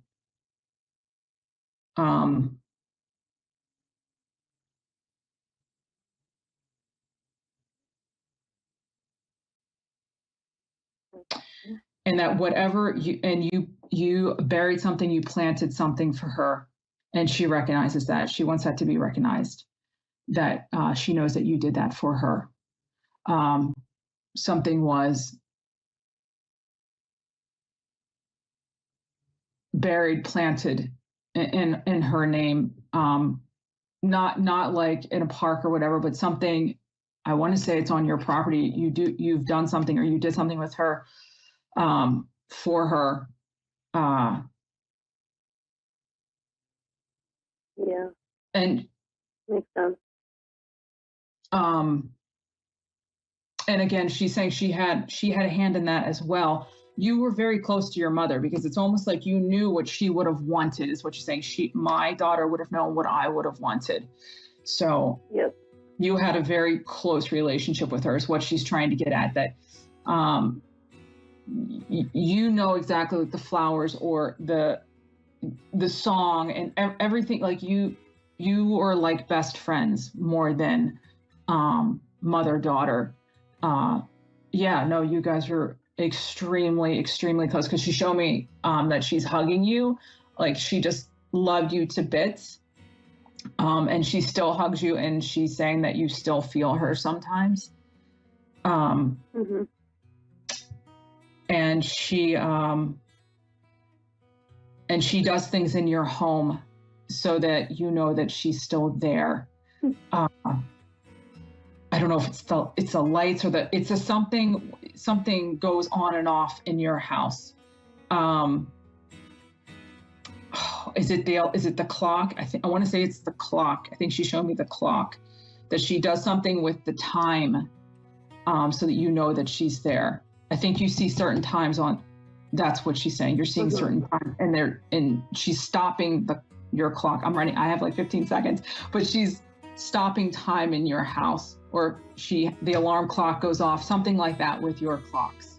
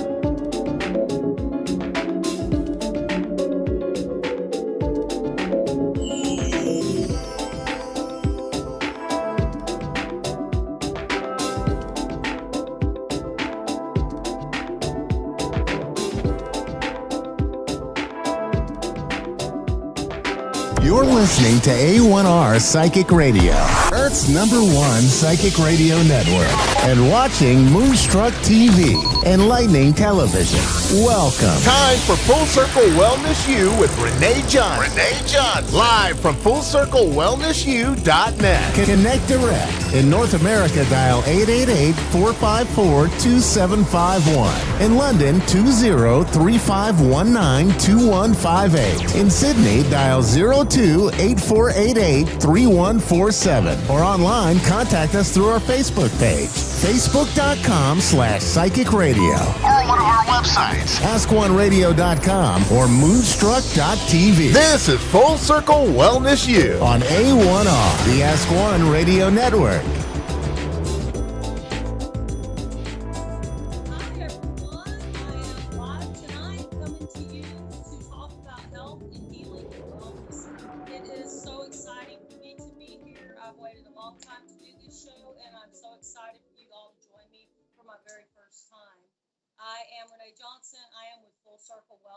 I talk mind, body, spirit. It's truth and all things healing. This is a place to feel safe and comfortable. I do take callers at other shows, and it would be wonderful for you to call in with any questions, or if you have, I don't know, suggestions even. We are all in this together, and I'm just really excited to be here. So thank you for that. So what I'd like to talk about tonight is what's the dearest to my heart is mind, body, spirit. We all talk about our bodies and how we look and our appearance and, how we dress and this sort of thing. And it's interesting to me that oftentimes people don't really talk about their spirit, about their gifts and what we've been given. We've all came in, I believe in whole spirit beings. And being the beautiful people that we are, we come in and we have, I believe, a certain path that we've agreed to. Maybe some people call it a soul contract. And we have these beautiful messages to bring. And then as we start to live in this energy on this planet, things happen to us. We get affected and infected by forms of chemicals. We have personal challenges. We have, we have families that we come into that don't understand us. We oftentimes have accidents that lead to physical injury. And as we kind of move through life and we smile on the outside, on the inside, something's just not right. And what I notice is more and more people are struggling and less people want to talk about it. And I think it's so important that we all know that we're not in this alone. We've all got each other all the time. There's always someone there that loves us. A lot of times, maybe we don't, have them right there on the telephone with us, and they're not answering the phone in the moment, and we feel or just, disconnected. And you get quiet, and you go to that place inside. You realize that there's a spirit that you carry within yourself, and that spirit is what we came from. In my tradition, I call that God. Other people have different names. I have guides and angels. I'm very intuitive. I am an empath, so I feel greatly for other people, good and bad. It doesn't seem to matter. And what I've noticed as I've gotten older is that if I can take time and say a prayer or just get centered and go within myself, I can almost always find that sense of peace. And that's whether it's mind, body, or spirit. If I hurt my ankle and I get centered, I get still, I can bring my pain down. I do hands-on healing, distant healing, Reiki, quantum touch. And it's phenomenal because it's so connected to this web that we're all part of. So this healing that, I'm sending to my ankle is also going to my neighbor, my dogs, and the plants, and, we're all interconnected, so it's all being shared. And when I get to that place, I really feel that connection, that deep connection to source at a level that I realize that I'm just a little part, a little God God spark, that is this phenomenal energy, this incredible energy. And when I feel that, not only do I feel special, I feel safer, I feel more confident, I feel that pretty much I can do anything, because I can do all things, through the one who strengthens me. And it's so important for me to start my first show with this message. I just want everyone to know that I love you and I'm here for you. And I would love to take your calls. Anytime you want to call me, you can reach out to me privately on my other numbers or my email or my website, or whatever, however you want to. And just to let you know that, I'm here and I'm listening. I'm listening and I care. I really do care. And, when we get to that spiritual center, what we seem to find is also that mental connection, and when we get to that mind connection, then it just intensifies the spiritual connection. Well, once we get there, we can really tune in and use our intelligence, let's call it, what we've gone to school for, what we've researched, all these things we've learned, and we can connect that with the spirit. So we're getting information from up high, right? And we're getting information from in here where we've studied our books and gone to school or whatever we've done, And for me, it doesn't matter what your degree is. You have your life's universal, right? So it brings us into that physical. And I know that there are hundreds of thousands, millions of people maybe on this planet that are definitely millions of people that are suffering with some form of physical illness. And, or physical challenges. I shouldn't say illness, challenges. And everyone's maybe at a different level. Some people just don't feel well. They're just tired all the time. There's people who, have really serious medical challenges that they're being treated for. There's people who aren't being treated because they don't want to go the medical route. So, those people are probably, a lot of you that are listening to me might be out there stumbling around looking for answers. And you're reading the books, you're watching the videos, you're talking to doctors who are hopefully getting tests done and getting diagnoses done, because it's so important. But you're confused and, and stumbling and probably worried, And speaking from my personal background, I had lead poisoning as an infant. I had chemical poisoning as a toddler. And as a young child, I was injured numerous times. I've had just about every childhood illness, been diagnosed with about 5 different major illnesses, which I haven't died from yet. I seem to have consistently, my guides and God send me away to get the information that I need to get me to that next level of healing. And what I've learned is most of everything I've been diagnosed with comes from toxicities. It's from heavy metals. It's from pesticides. I had a lot of exposure to Roundup in my younger years. We used to run behind the mosquito trucks in the 70s, if you can imagine, the kids playing in mosquito fog. And we'd get very sick and no one knew why. The food that we eat, the air that we breathe, dear Lord, the stress of, wondering which country is going to attack who next and what's going on with the kids in the world and the food in our world. And, if you're looking for a reason, call it an excuse, but if you're looking for a reason to not feel well, you have dozens, hundreds of. But what I've learned is just in the last 50 years, 30 years, 20 years, we've been given all these labels, these diagnoses and these labels for different illnesses, diseases. And, I'm not a doctor, don't confuse that at all. I don't have medical training, but I do have a lot of training in regenerative detoxification, herbology. I'm certified 3 times in herbology. I grow, use, make medicines. I haven't had an antibiotic in over 30 years. So, I have a little bit of experience, and a lot of knowledge. And what I'm finding is the better I detox, the healthier I get.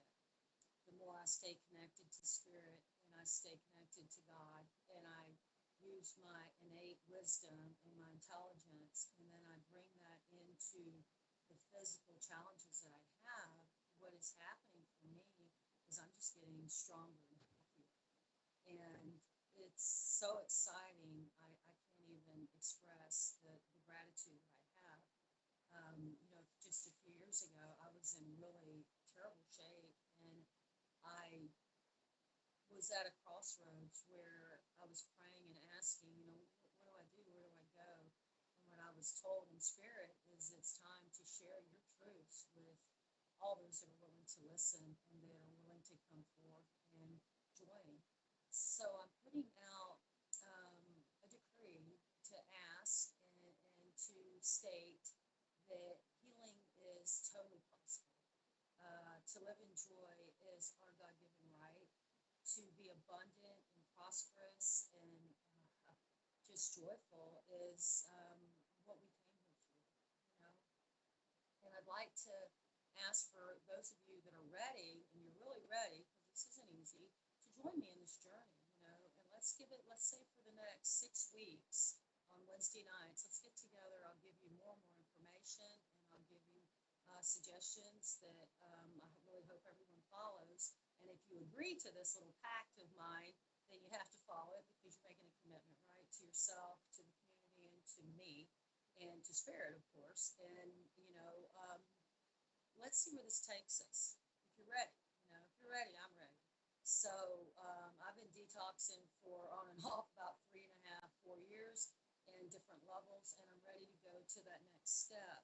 And I'd love to take you with me. So if you got body pain, you're not sleeping, like you're bloated, you're getting having fevers, chills, headaches, all these different things. Let's do some stuff together and let me share some wisdom with you about some plants, some food, some dietary changes. And I think you're going to be amazed at how truly simple it is. To get in the groove is kind of tough, but once you get there, it's very easy actually, and it's not horribly expensive to do these protocols. So join me and let's just go with it, and let's see where we come out in 6 weeks, and get you a journal and start writing down the things that I'll share each Wednesday, and just know that we're going to walk this path together. And as we do, we're just going to get healthier and stronger and closer. And we're going to have a retreat at the end of this year, and I'd love everybody to come. Everybody that's successful and is packed, and that just wants to go to the next level, have a little bit of fun in between, then come here, come to Tennessee, and join us out here on the lake, and let's just have a great time. It's going to be wonderful. So, saying all that, I would like to just take a minute, take a breath.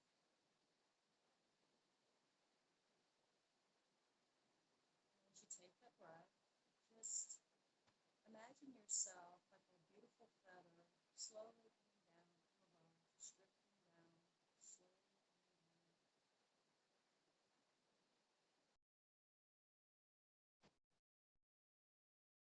slowly coming down.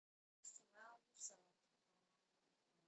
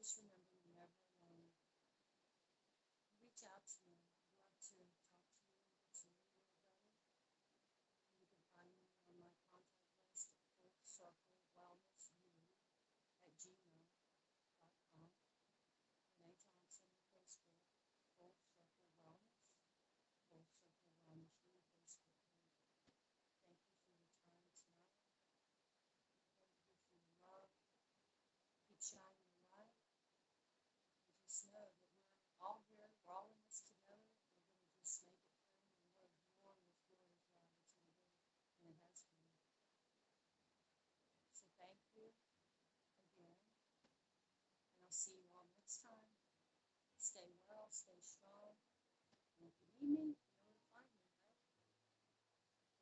Thank you.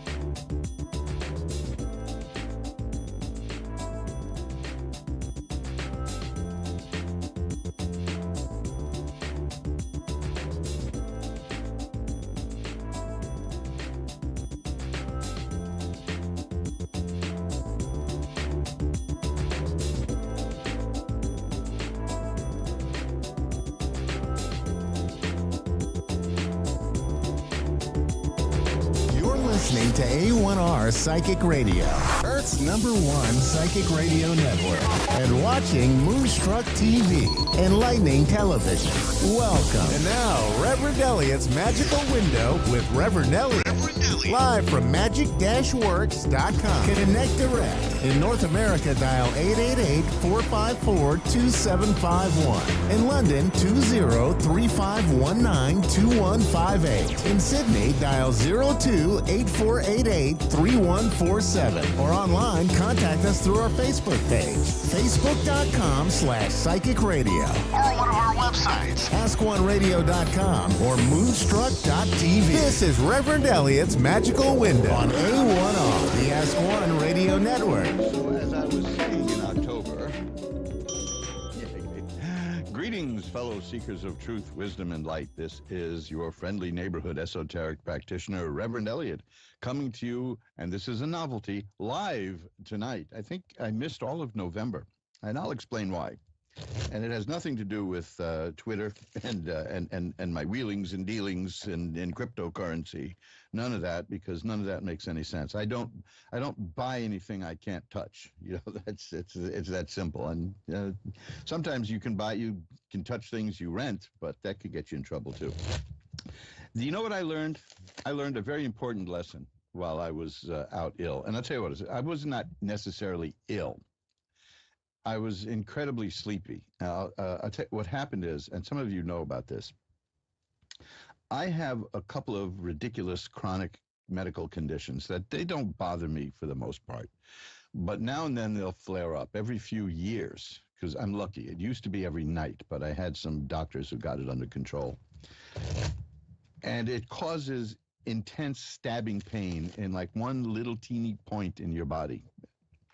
It's like somebody's taking a red hot needle and poking you with it. And that happens every couple of minutes. So it's not continuous pain. If I had had continuous pain, I would have had no problem joining you every Wednesday at 11 Eastern, 10 Central, 9 Mountain, and 8 Pacific. But since this kind of sneaks up on you and jabs you, I would have interrupted every couple of minutes with incredible shrieks of agony. Now, the only way to deal with that incredible shriek of agony, if I want to put it aside, is with some truly heavy-duty painkillers. I mean, I'm on some lists that the New York State government keeps of people who use particular drugs, legally uses them, and so that's just the police state stuff. But they just want to keep track of people with pain relief. And that was the big problem, because this kind of pain will only last a day or so at most. The most I've ever had it happen is 2 days. But the effect of the painkillers will make me sick for a week. I mean, sick. I mean, nauseated. Just I would make the world's worst junkie, because I can't handle narcotics. They just make me so sick. But there comes a point when I needed them, and for the last few weeks, it just came up around the time of the show that I needed it. And by the time the show came along, by the time Wednesday came along, the pain was gone, but I was, believe me, you don't want to tune in to listen to a tarot reader being sick to their stomach on the air. It's not conducive to a good mental outlook.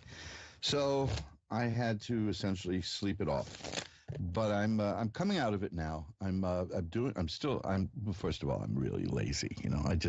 I could use any excuse to sleep. I went for a walk today. That was good. Tell you what happened on my walk. I was walking east here in the charming neighborhood of Hell's Kitchen in New York City, just west of Times Square. And a little boy, probably no more than 9, was walking toward me with his adult caretaker. Just a normal little boy, probably coming home from school. It was after 3 o'clock. And now, when I go out, I wear an eye patch. I have to because the vision in one eye is so messed up that it interferes with the other eye. And if I'm going out, I want to see as clearly as possible because we have drivers here in New York who think that things like red lights are a suggestion. So I'm very careful about that. So I go out with an eye patch, and I figured as long as I have to wear an eye patch, I'll get the biggest, nastiest, meanest looking one I could find. And sometimes the reaction is good. I get into bizarre conversations with women who find that rather attractive. So they see no more than my disability, but something. I guess I seem like a swashbuckler, but if they gave it any thought, they'd see that I'm a bad swashbuckler. Am I going to walk around with a button that says, yeah, you should see the other guy? No. So this little boy points at me with in astonishment and says, "Are you a pirate?" Now, that's just cute. That's just, you can't beat that. I said to him, "No, I'm not. As a matter of fact, I'm not a pirate." But that sounds like a good idea. Maybe I'll give it a try. Thanks. And he smiled, and we parted company, and now he'll spend the rest of his life thinking that he met a pirate, which is, hey, there you go. But that was my first time out in a while. And if I can't get out and do things, I go stir crazy. And you don't want me talking to a whole bunch of people through Ask One Radio while I'm going stir crazy. So in the wonderful words of Stan Laurel in the movie Blockheads, I'm better now. I am much better now. But the pain is gone. I can only describe the pain to which I'm subjected every few years as where the stories of sticking pins in dolls must have come from. Because that's what it feels like. It feels like somebody is taking a red-hot pin and just sticking it in one teeny little point of the body. But, whoa, does that hurt. So I can either scream my lungs out. That's the other thing. There was one day where I was feeling much better. The pain was gone. The effect of the narcotics wore off. But I couldn't speak because I had been screaming in agony for a day and a half. Oh, man. So, look, that's what happened to me in November. And now today, I was a pirate. But we're back now, and we're going to look at the tarot cards. And I learned some very interesting things because I was following the news, which, of course, is really something. As long as I'm in grotesque agony and pain, I might as well look at the news. What's it going to do to me, right? I noticed that there was a big story on the front page of the New York Times today. We asked experts how people can enjoy the holidays. And I keep thinking, what is wrong with you? Just enjoy life. If you can't enjoy the holidays, don't bother with them. I don't enjoy soccer games, so I don't bother with it. No, you don't. I don't know how to explain it. I don't know why so many people get so upset this time of year. Unless, of course, it occurred to me looking at the news that in order to be what we now call a social justice warrior, the first thing in your life is you must be able to see anything and suck the joy out of it. That's it.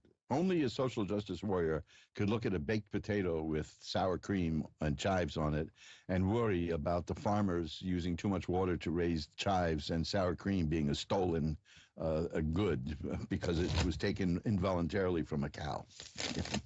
You just enjoy life. Just enjoy life. If something, I'm not saying be a complete hedonist, because we all do things we don't enjoy doing when we have to do them.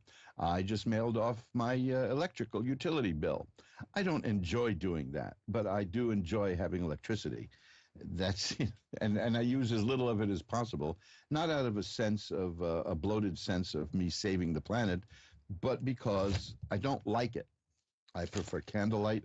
I prefer oil lamps. I prefer an old look. I'm looking right now at my desk here in the studio at my telephone. It's a candlestick phone, which has now been rendered obsolete for making calls because it has a dial on it. A dial, an actual dial, which the phone company people will not recognize anymore. So there used to be a gizmo about the size of just like one of those things that you click to open your car door now from 20 miles away. And it had a touchpad on it.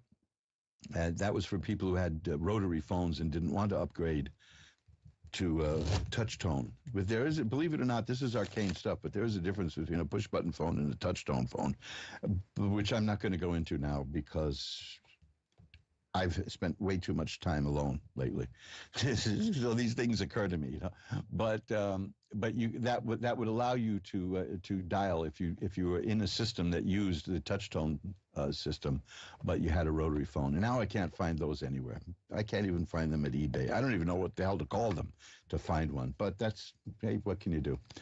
I'm a very old-fashioned kind of guy. The only working phonograph we have here, and I do mean phonograph, is a cylinder player.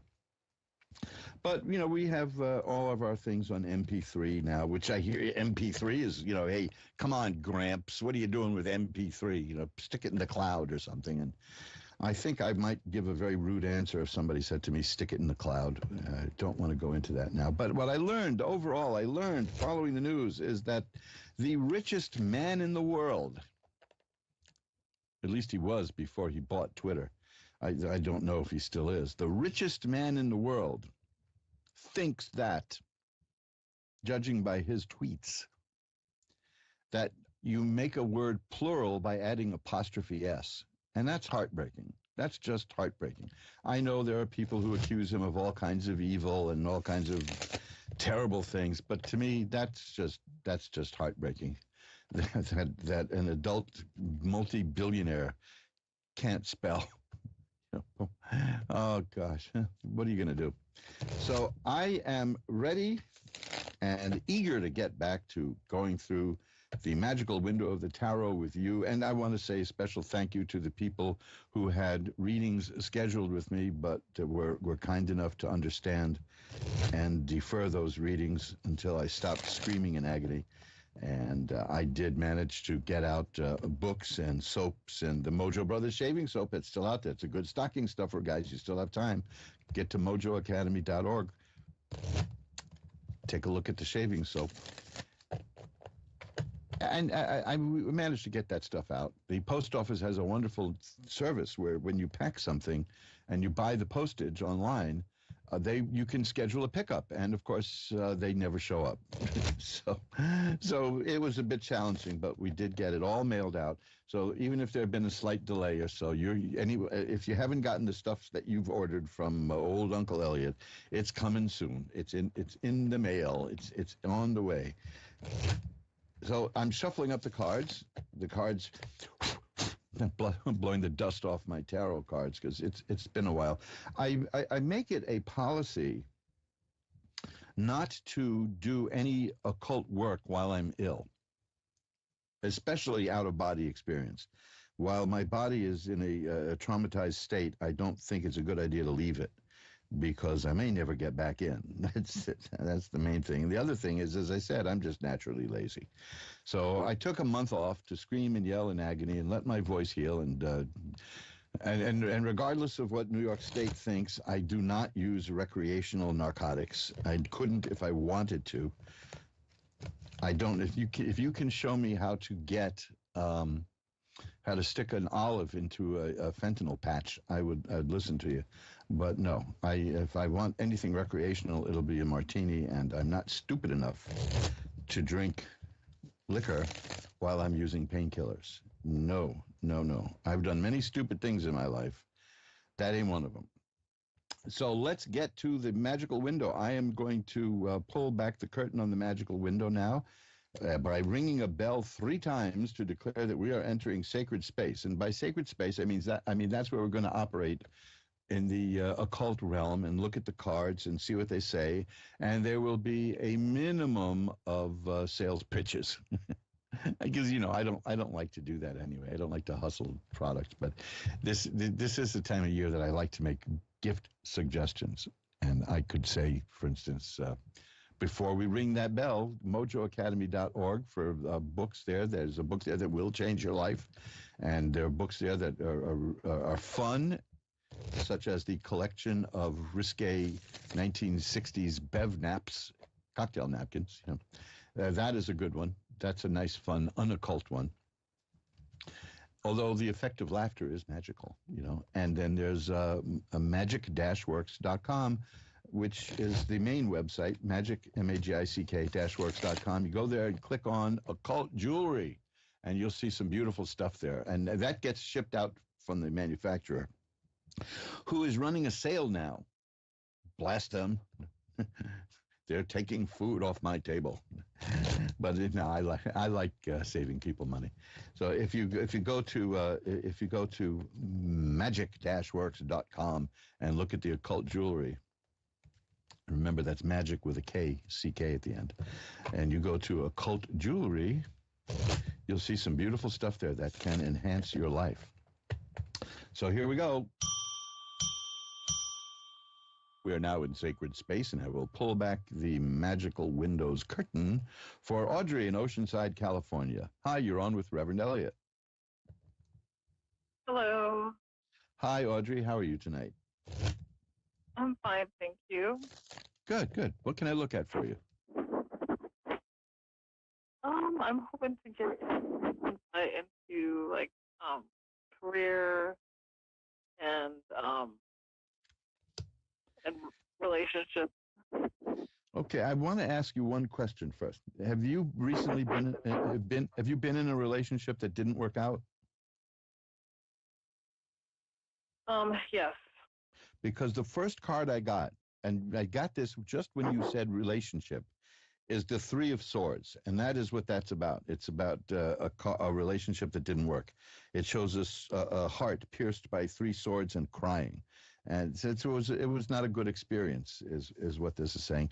It's the kind of thing that if it's marriage, this would indicate divorce. It's a breaking up. If you wanted to look at the condition of an entire nation, that card would indicate civil war. So it's not very good. On the other hand, the next card is the Queen of Swords, and the swords are about mental activity. And the royal cards here, the court cards, indicate the formation of ideas. And this is telling me that you're in the process of seeing life in a new way, that your thoughts are changing, that you're growing in terms of the way you see the world. Do you feel that happening? Yeah, I've felt that way over the last few months. Yeah, a lot of us have been forced to feel that way, that's for sure. But too many people fight that. But what I see is that it's happening with you, and it's not in the beginning stage. It's in a stage where it's taking formation. So it's not just nebulous; it's coming together. But you're just working this out now. The next 2 cards I'm are trying to. Well, you're doing it. That's the important thing. So the cards are saying you're succeeding. The next 2 cards are also about relationships. These are cup cards. The 4 of Cups is a card that I really like getting in these readings because it's mysterious in a way. It's about somebody being interested in you, and this person has not made their intentions known yet. That's the way I interpret. There are many different interpretations of this card, but that's one that really resonates with me when it turns out to be a romantic type question, because it shows a person contemplating the state of their emotional existence, and there's a cloud next to the person, and a hand is coming out offering a new cup, and the person doesn't see it yet. So it means that something unexpected is coming. Good too.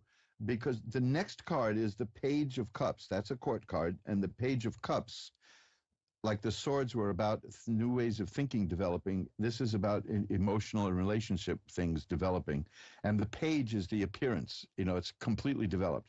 This is telling me that there is a relationship headed your way, and it's very likely going to be somebody who has an eye on you and is interested in you, but hasn't made that known yet. There's just a little bit. I have the Three of Rods here, which is rods are career, but in this context, it's about waiting for something to appear. So I think that from these cards, what I'm seeing is you went through a bad experience. You're thinking differently now. You're growing and shifting in your perspective and your mind. Your mind is growing, and that's important. And because of that, there's going to be something good coming in terms of a relationship, but it still's got a little bit time to go. But it's on the way because that's what you're doing. Okay? Yeah, I appreciate that. Yeah, because I've not had really good relationships, and I actually lost one of my exes recently. So, yeah, I definitely am thinking differently. Well, you're. Let me see if I can get one more card. Okay, well, this is a good one. What's coming is coming sooner than I expected. It's the Eight of Rods, and that's about this. What you're doing is happening. It's not only happening, but it's in its final stages, which means that it's going to come through to you very soon. So keep an eye out for somebody who may seem interested in you that you haven't really paid attention to. Okay. Okay, I will. But you're coming.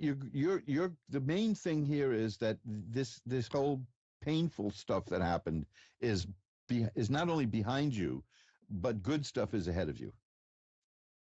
Oh gosh, I just got the card. The card that I just got is one I would have hoped to get earlier. The Six of Swords, which this is why the tarot cards spook me sometimes. The Six of Swords. Swords again. It's mental activity, and this shows a person on rough waters pushing a little boat to calm water. And the accepted meaning of this is that you are getting from where you are to where you want to be through your own efforts. And that verifies what I said about the Queen of Swords, is that you're doing this. You're actively going into a new direction with the way you're operating your thoughts in your mind. So keep it up. It's working. It's good for you, okay? That's great. It sounds promising. Beautiful. Thanks for calling. Yeah, thank you. Good night. My pleasure. Bye-bye. And let's shuffle the cards. You're listening to, I don't even know if I mentioned this earlier. I was so focused on what I was saying at the end of October, and then I vanished. You're listening to Reverend Elliot's Magical Window with me, Reverend Elliot, on the Ask One Radio Network, where we have been for over 10 years now, getting together. I think this month is my 11th anniversary. We've been getting together every year. Snap out of it. Every Wednesday at 11 Eastern, 10 Central, 9 Mountain, and 8 Pacific. You can go to AskOneRadio.com. Look at the archive for the masochists among you for well over 300 back editions of Reverend Elliot's Magical Window, going back to the very beginning, when I didn't know what to expect. I didn't even know if this would work. I had never read tarot cards for people through machinery. I had no idea at all. And now here I am, and I've been doing it now coming up on nigh unto 11 years. And it's fun, and it's helped. My life has changed.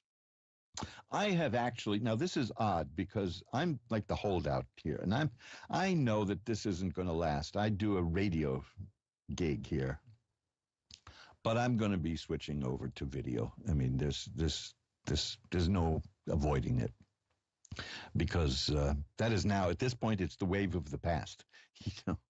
But I'm like one of those old-time radio guys who scoffed at television and called it smell-o-vision, and it'll never replace radio. But let's face it, we're going to do that. But I haven't done any of those video things yet here at Ask One Radio, and my picture is up on the recordings of the show. But I've been recognized on the street by people, which is fascinating. Where is my anonymity? My public won't leave me alone. Magdalena in Toms River, New Jersey is next. Hi, you're on with Reverend Elliot. Hi, how are you? I'm fine. How are you doing right across the river there? All right so far. Well, let's see what we can do to make that better. How's that? You want to take a shot at making Okay. things a little better? What can I look at for you? What can the cards show you? I would like to know about my marriage and my mother-in-law that passed away and my father. If we get a message. Okay, and you wanted to know about your marriage? Yes. Okay, well, I'll take a look. I'm sure you know pretty much more than these cards know, but we'll see. I want to, okay. Yeah, because usually when people ask, there's a problem. You know what I mean? So Yeah. But let's see what we can get to. Well, first of all, I want to deal with the message, the question about a message, because there are several cards in the tarot deck that I look for when people ask me about an afterlife reading. And I just got one of them. And that is the Judgment card. The Judgment card shows a picture. You'll understand why when I tell you. The Judgment card shows a picture of an angel blowing a horn and people coming up out of the grave. You know, so that's a pretty clear message that we're dealing with. You know, the Death card is another one. That's really obvious. Of course, the High Priestess is another less obvious because she sees behind the veil. But this is a pretty obvious card. So let's say that that's what's going on. Let's take a look and see what the message is. Okay. Okay. Here's a card that I had earlier today in a different, just in the previous call, in a different context, though. The Four of Cups. It shows a person who is looking at three cups and doesn't see that there's a hand coming out of a cloud offering another cup. That's telling me that this person, the spirit that we've contacted, has been trying to get in touch with you. Do you feel that from anybody in particular? Yes. Okay. I think it's my best friend, or it could be my friend's daughter passed away. I'm not sure. Well, we're just starting, so let's see what we get. Okay. Okay, I'm sorry. No. This is a conversation. You're entitled to talk, right? You know. Yeah. Yeah. No apologies, not at all. In fact, I'm a blabbermouth, so you can interrupt me any old time. And I'll tell you what I have here now, two cards that I almost always get when I do these readings. Now, this is one of the reasons I wouldn't mind switching to video, because I want people to see these cards so they believe me. But then again, somebody will say, well, you just do card tricks, which, you know, if I did, I wouldn't be here I'd be in Las Vegas if I could do that. So I'd be dealing 21 to a bunch of people, you know, from Canarsie who are too drunk to think. Of course, I'd eventually get run out of town, but you know. Now here we go. This is the first one I get. Is the Ten of Swords. The Ten of Swords is about troubles are over. There was a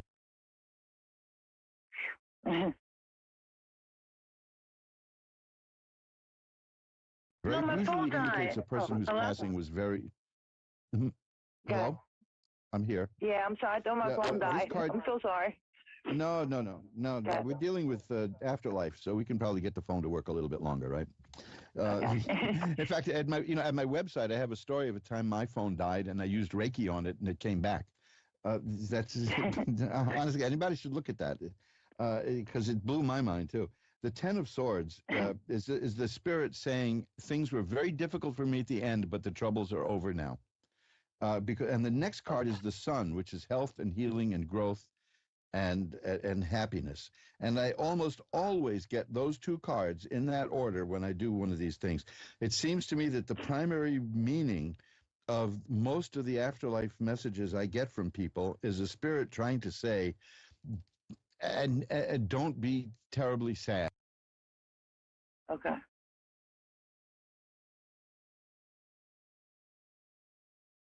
At the time, right? Right. So the message is I'm healing, I'm growing, I'm doing well, and it's beyond belief how these things generally start with something very sad and it becomes happy. And I can't. That's the message. The message I'm getting is that I'm healing, I'm growing, I'm doing okay. That's the message from the spirit. Okay.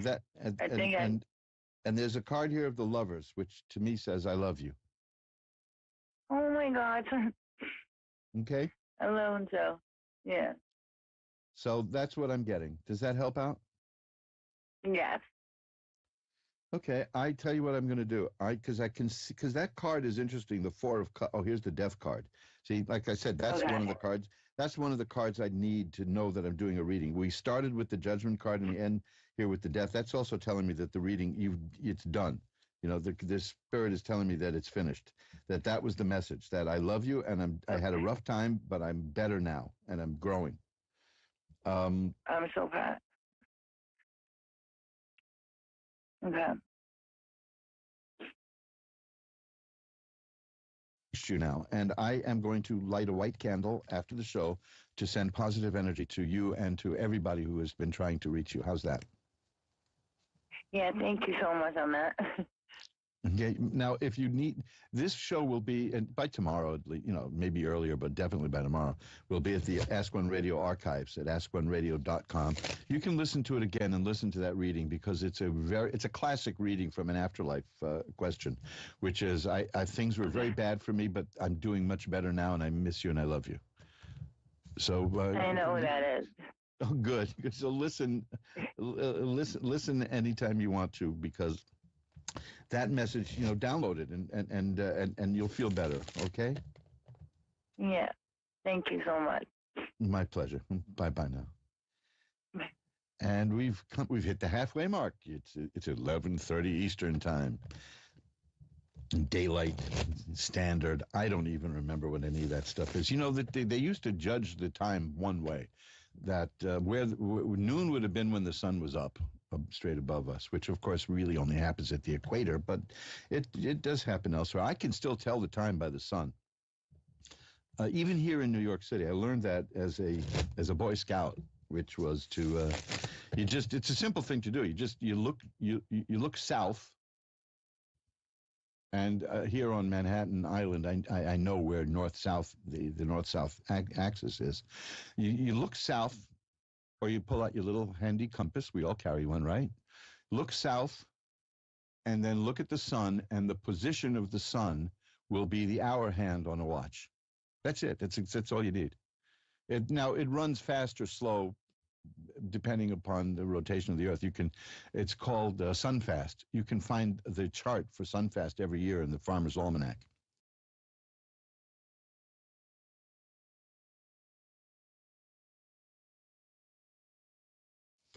The time is not necessarily the time. The time on a sundial is not necessarily the time. It used to be the time, but then they had to standardize time all over the place because of the railroads. That's the secret to making the trains run on time, is change how you calculate time. So now we're stuck with these things. There used to be no different time zones. When it was 11 o'clock in the morning in New York, it was 11 o'clock in the morning in California. To the New Yorker, You see what I mean? But they had to shift everything they had to get time zones in order to deal with the railroads. Beth in Hinniston, Louisiana is next. Did I pronounce that correctly? Hinniston? Hinniston. Hinniston.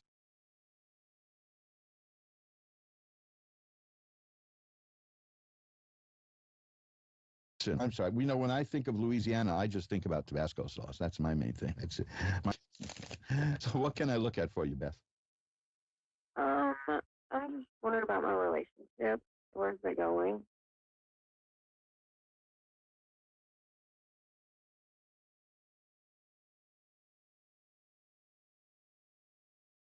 That is a card of well-balanced. It's a good match. It's well-balanced. Do you have is it a bit of a hectic relationship? Do you clash and argue a bit? Yeah, kind of, sort of. Yeah, well, I got the Five of Rods, and that's about conflict, but not really nasty conflict. The nasty part is that there is a nasty component, and it's coming up, but it's got nothing to do with you or the person you're involved with. The Five of Rods is just, it's like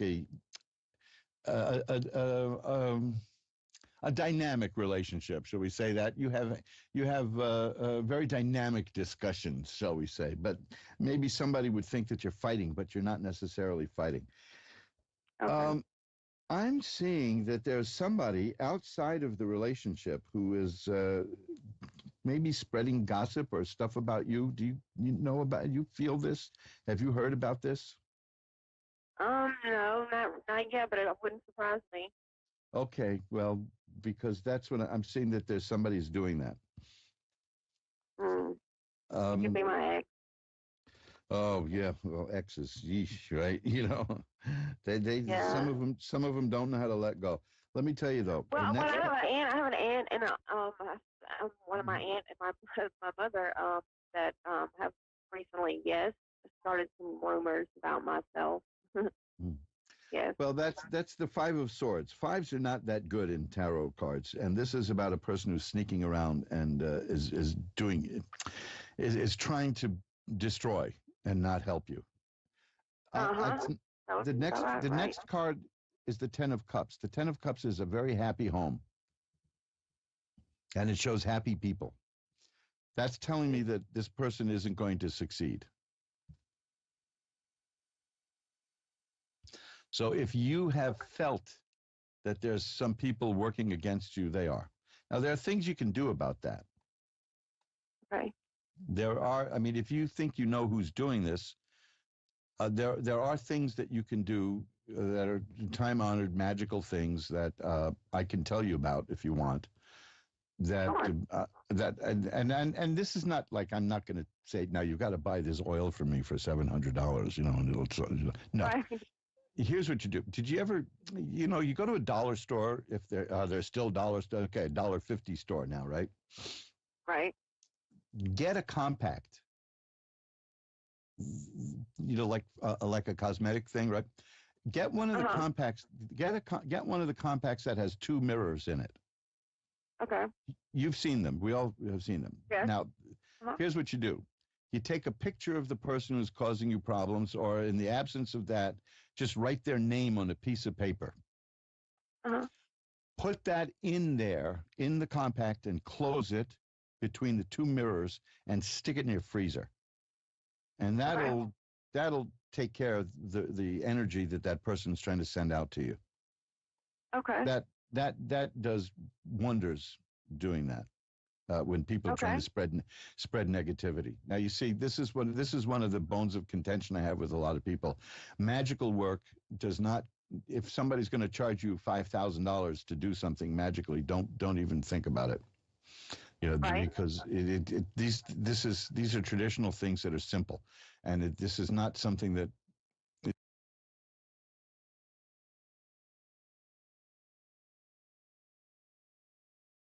Maybe $200-300.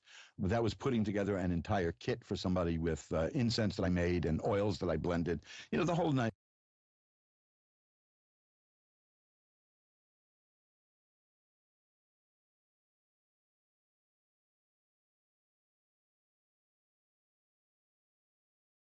It was, you know, everybody knows you can go to eBay and get a compact with 2 mirrors for $1, you know, and just, you see what the symbolism is you're bouncing it back and forth, and putting it in the freezer just freezes the person.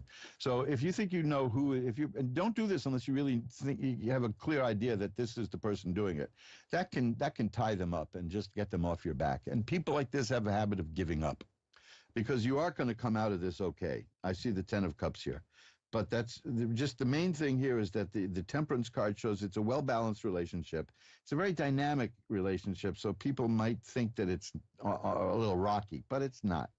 And you got somebody who is going to be actively being destructive about your relationship, and you're going to handle it, and that's going to come out okay for you. Okay? Okay. So if you want any more things like that, you could just send me an email. This goes for anybody listening. My email is asktarot, ASKTAROT, at earthlink.net, which shows you how long I've been online, earthlink.net, and I will be happy to send you a few little things you can do for things like that. There's never any charge for that kind of advice. So, you know, I'm not one of these people who bills you every time you contact me. unless you're annoying. But you're not. I haven't yet run into anybody that annoying. Okay, thanks for calling, Beth. And also, I might say to Beth, thank you for being very considerate when I mangled the name of your town. We're going to shuffle the cards up now. That's a really neat trick, too. Some people will also take the compact and bury it. That's heavy duty, But I just say put it in the freezer. Put that compact in the freezer. There are other things you can do to return negative energy. There's there are stores like the Luck Shop in Chicago. Been around since the 30s. Azure Green, which used to do business under the name Abyss in New England. They're dynamite people, man. I've been buying from them for like 30 years. They're almost as long as they've existed. There are candles, things of that nature that you can use to return negative energy. And if ever there's a time needed to protect yourself from negative energy, it's this, because the country went through a massive mental shock, what with the lockdowns and now the economy crashing and, all of that. And there's really nasty people out there. I like to think the best of people, but there are very nasty people out there, and you got to combat them, and that means protecting yourself. I can show you, there are places you can look at my website, magic-works.com, magic-works.com, that will show you recordings that you can get that will cleanse your aura through meditation. It's all good stuff. If you want any direction in that, just drop me a line. Ask Tarot at earthlink.net, or just do an internet search. I'm trying not to say Google. Try to do an internet search for Reverend Elliott's Magical Window. You'll very likely find a way to contact me. I'm very easy to find.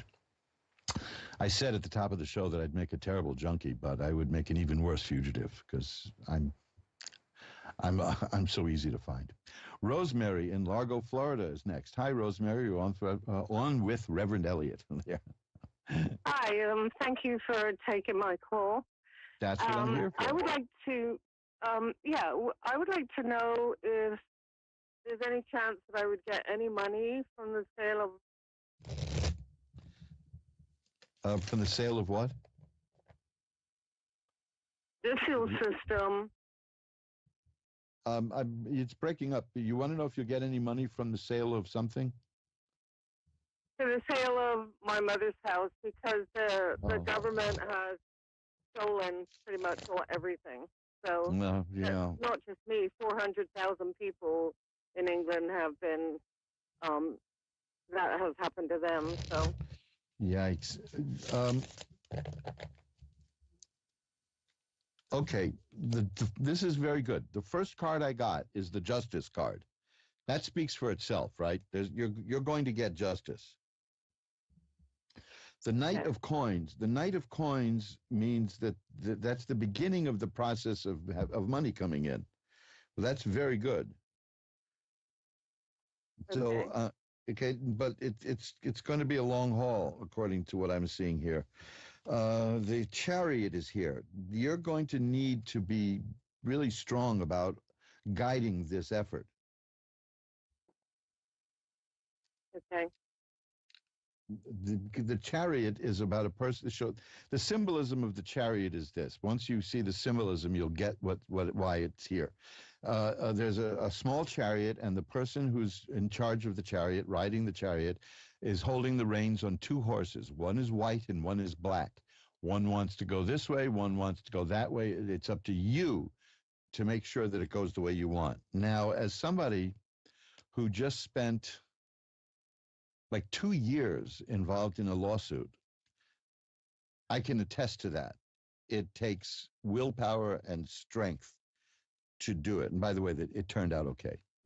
What we went through here, it turned out okay. But you got to be strong about this, because the Knight is the start of it. And with the Knight, it can go up and down. It can look good. It can look bad. It's just going to have to grow. Then it goes to the Queen, to the King, and the Page. And by the time it gets to the Page of Coins, in a reading. It's real and it's coming. Overall, I'm seeing excellent chances of success here because I have the World card. If you can hang on, if you can hold on and you can do this, you'll get the justice you deserve. The World card means assured success. I don't have a choice of any kind of legal proceedings for me personally, except that I'm the daughter. That's it. Yeah. And also, it's such a system that you can't fight the government. And I have written them nasty emails because they've stolen from me. But I mean, I can continue to do that, and let's see where it goes. But I haven't held out any hope for that. It could be that what you're seeing financially for me, it might mean that in that regard, it doesn't necessarily mean that I may get something from them, but they're crooked. It's definitely always worth consulting a lawyer in this case, in this kind of case. Well, I already did. Yeah, this has gone I'm over sure. Years. Yeah. No, I had no doubt about that. I'm just because you're obviously an intelligent person, and you know that you're caught in the middle of something, and it sounds like you know what the odds are against you. But I'm seeing pretty decent. I mean, I'm getting cards here that are with very good outcomes here. Here's the Strength card that goes hand in glove with the Chariot. Just hang in there and see it. That's because of who I am. Yeah, well, and if you aren't that way, you can get ground down. Now, I happen to. I mean, I've seen people get crushed and lose their minds under legal pressure. So you got to. If you're not strong, you'll either end up strong or you won't. You'll end up the opposite of strong. But you are strong. Now, there are things you can do in terms of getting money from a real estate transaction, which in its loosest form this is, wouldn't you say? I mean, it's not a good one, but that's what it is. There are magical things you can do. Look up, do an internet search for house sale and St. Joseph and see what you get, okay? Because there'll be things that you could do. The government has my parents' house, which is up for sale, which they now have, or are in the process of selling. They have all the strings. Yeah, well, I'm just saying this might be something on the astral plane that will help maybe get some of it off to you.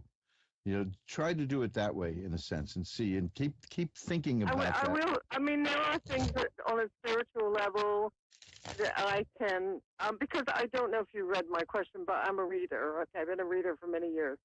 And there are things that I could do that, ethereal, okay, to ask for help, because I would need that. I would truly need that help because the rest of it is just crap and crooked.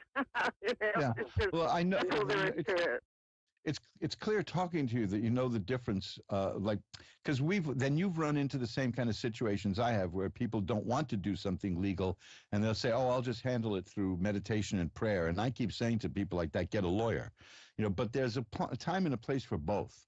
And I know that you're aware of it. So, and this, I'm just saying, right now, I'm just doing this for the benefit of the people listening, because there's a story that I tell in one of my books, which is pompously titled "Reverend Elliot Explains It All," about a person who went into an occult store. I was there at the time, who was having a problem, a big legal problem, and wanted a magical kit to spread love in the world in order to win the court case, and the people wouldn't sell him anything. Her, actually. It was. I don't know why I'm misgendering all of a sudden, but it must be. My memory is fading from this. It's so many years back, but she just definitely wanted to. I don't need a lawyer. I'm going to spread love and sunshine. No, you can do both, if you know what I mean. And I know you know that. So all I can tell you is that the cards are showing me that you will get justice. So I'm hoping that it's good in that sense. Because, the cards are taking a snapshot of now, and that could change. But if any time down the line, if you can't get through again to the show, send me an email. I've always said that if I came into any money, which, anybody, that can happen to anyone, okay, that I probably would take up legal action. I tried everything. I wrote to everybody and their mother. I even put up a petition on, I did everything that you could possibly do. And I found out that 400,000 people had the same crap happen to them. So you can't fight the system like that. Oh no, yeah, I years ago this happened with of all people, my mother-in-law, who took a perfectly, totally, completely, 100% legal tax deduction, and then 2 years later the government reversed that tax deduction and retroactively charged everybody who used that tax deduction with cheating. And we fought like hell. Can you imagine? I mean, that's just plainly unconstitutional anyway, because it's an ex post facto law. So yeah, it sounds like you're up against a similar thing. But there's ways to deal with these things, and I've got one. I have like 2 minutes left, so I've got to run. But there's the one card that I just took out. I had earlier today is the 10 of Swords, and that is a card that that card. It means that the worst is over. They threw their worst at you, and you're still here. So you're a survivor, and you'll come through this. And I have no doubt that you'll come through. You may not get everything you want, but I think you're going to get something out of this. And I thank you for that. Oh, you know what else I practice? I practice EFT. I don't know if you're familiar with that. Yes.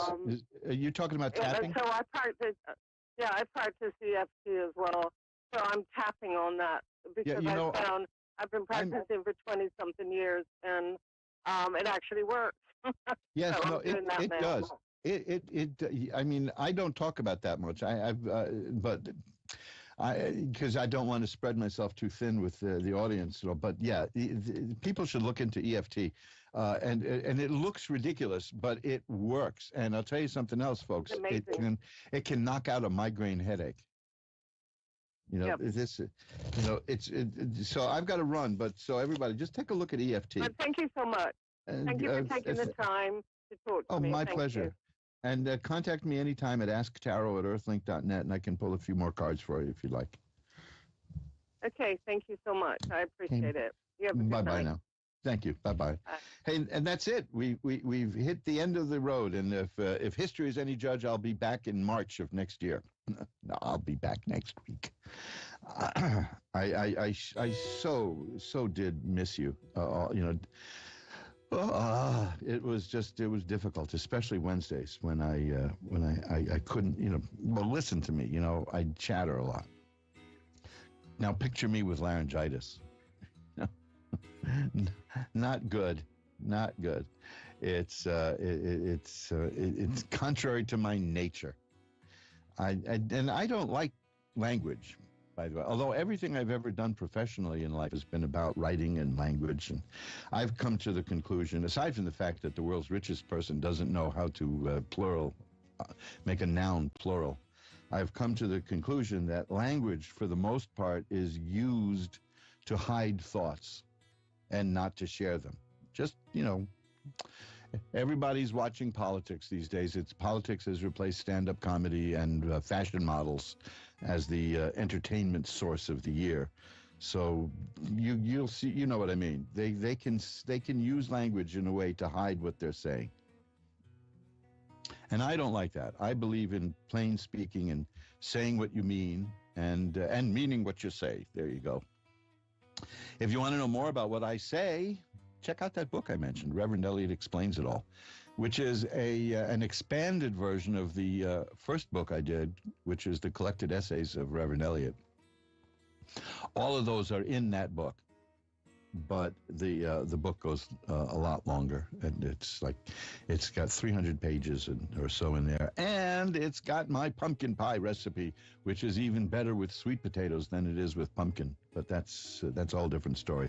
I've got to run now. I will see you all again next week at 11 Eastern, 10 Central, 9 Mountain, and 8 Pacific when we pull back the curtain on the magical window. And until then, remember, Who you are is the universe's gift to you. Who you become is your gift back to the universe. Bye-bye now.